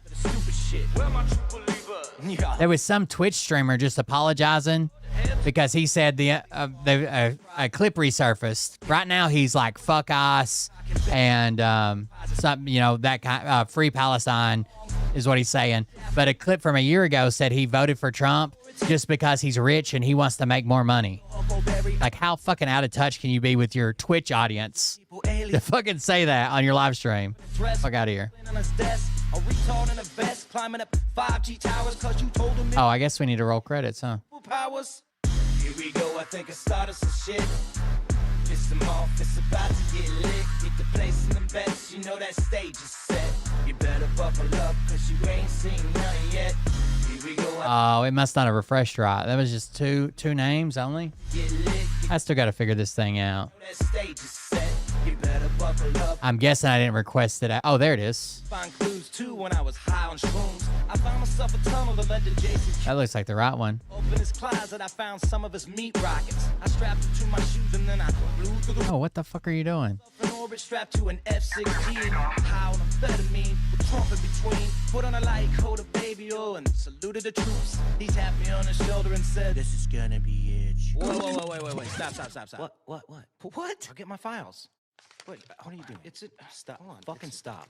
Dude, come on. Seriously. This is my mom's an alcoholic. I don't know. I didn't refresh right. I don't know what's going on. Here we go. Figure it out next time. Have a good night, guys. Piss 'em off. It's about to get lit. Get the place. They rolled earlier. Oh, maybe it was my fault then. You better buckle up, cause you ain't seen none yet. Here we go. I think I started some shit.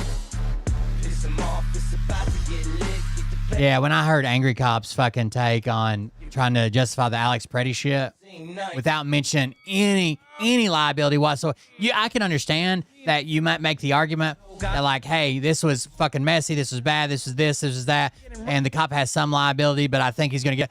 No, this is just like everything was good. This is what cops do. You got to be ready for it. Like, get fucked, dude.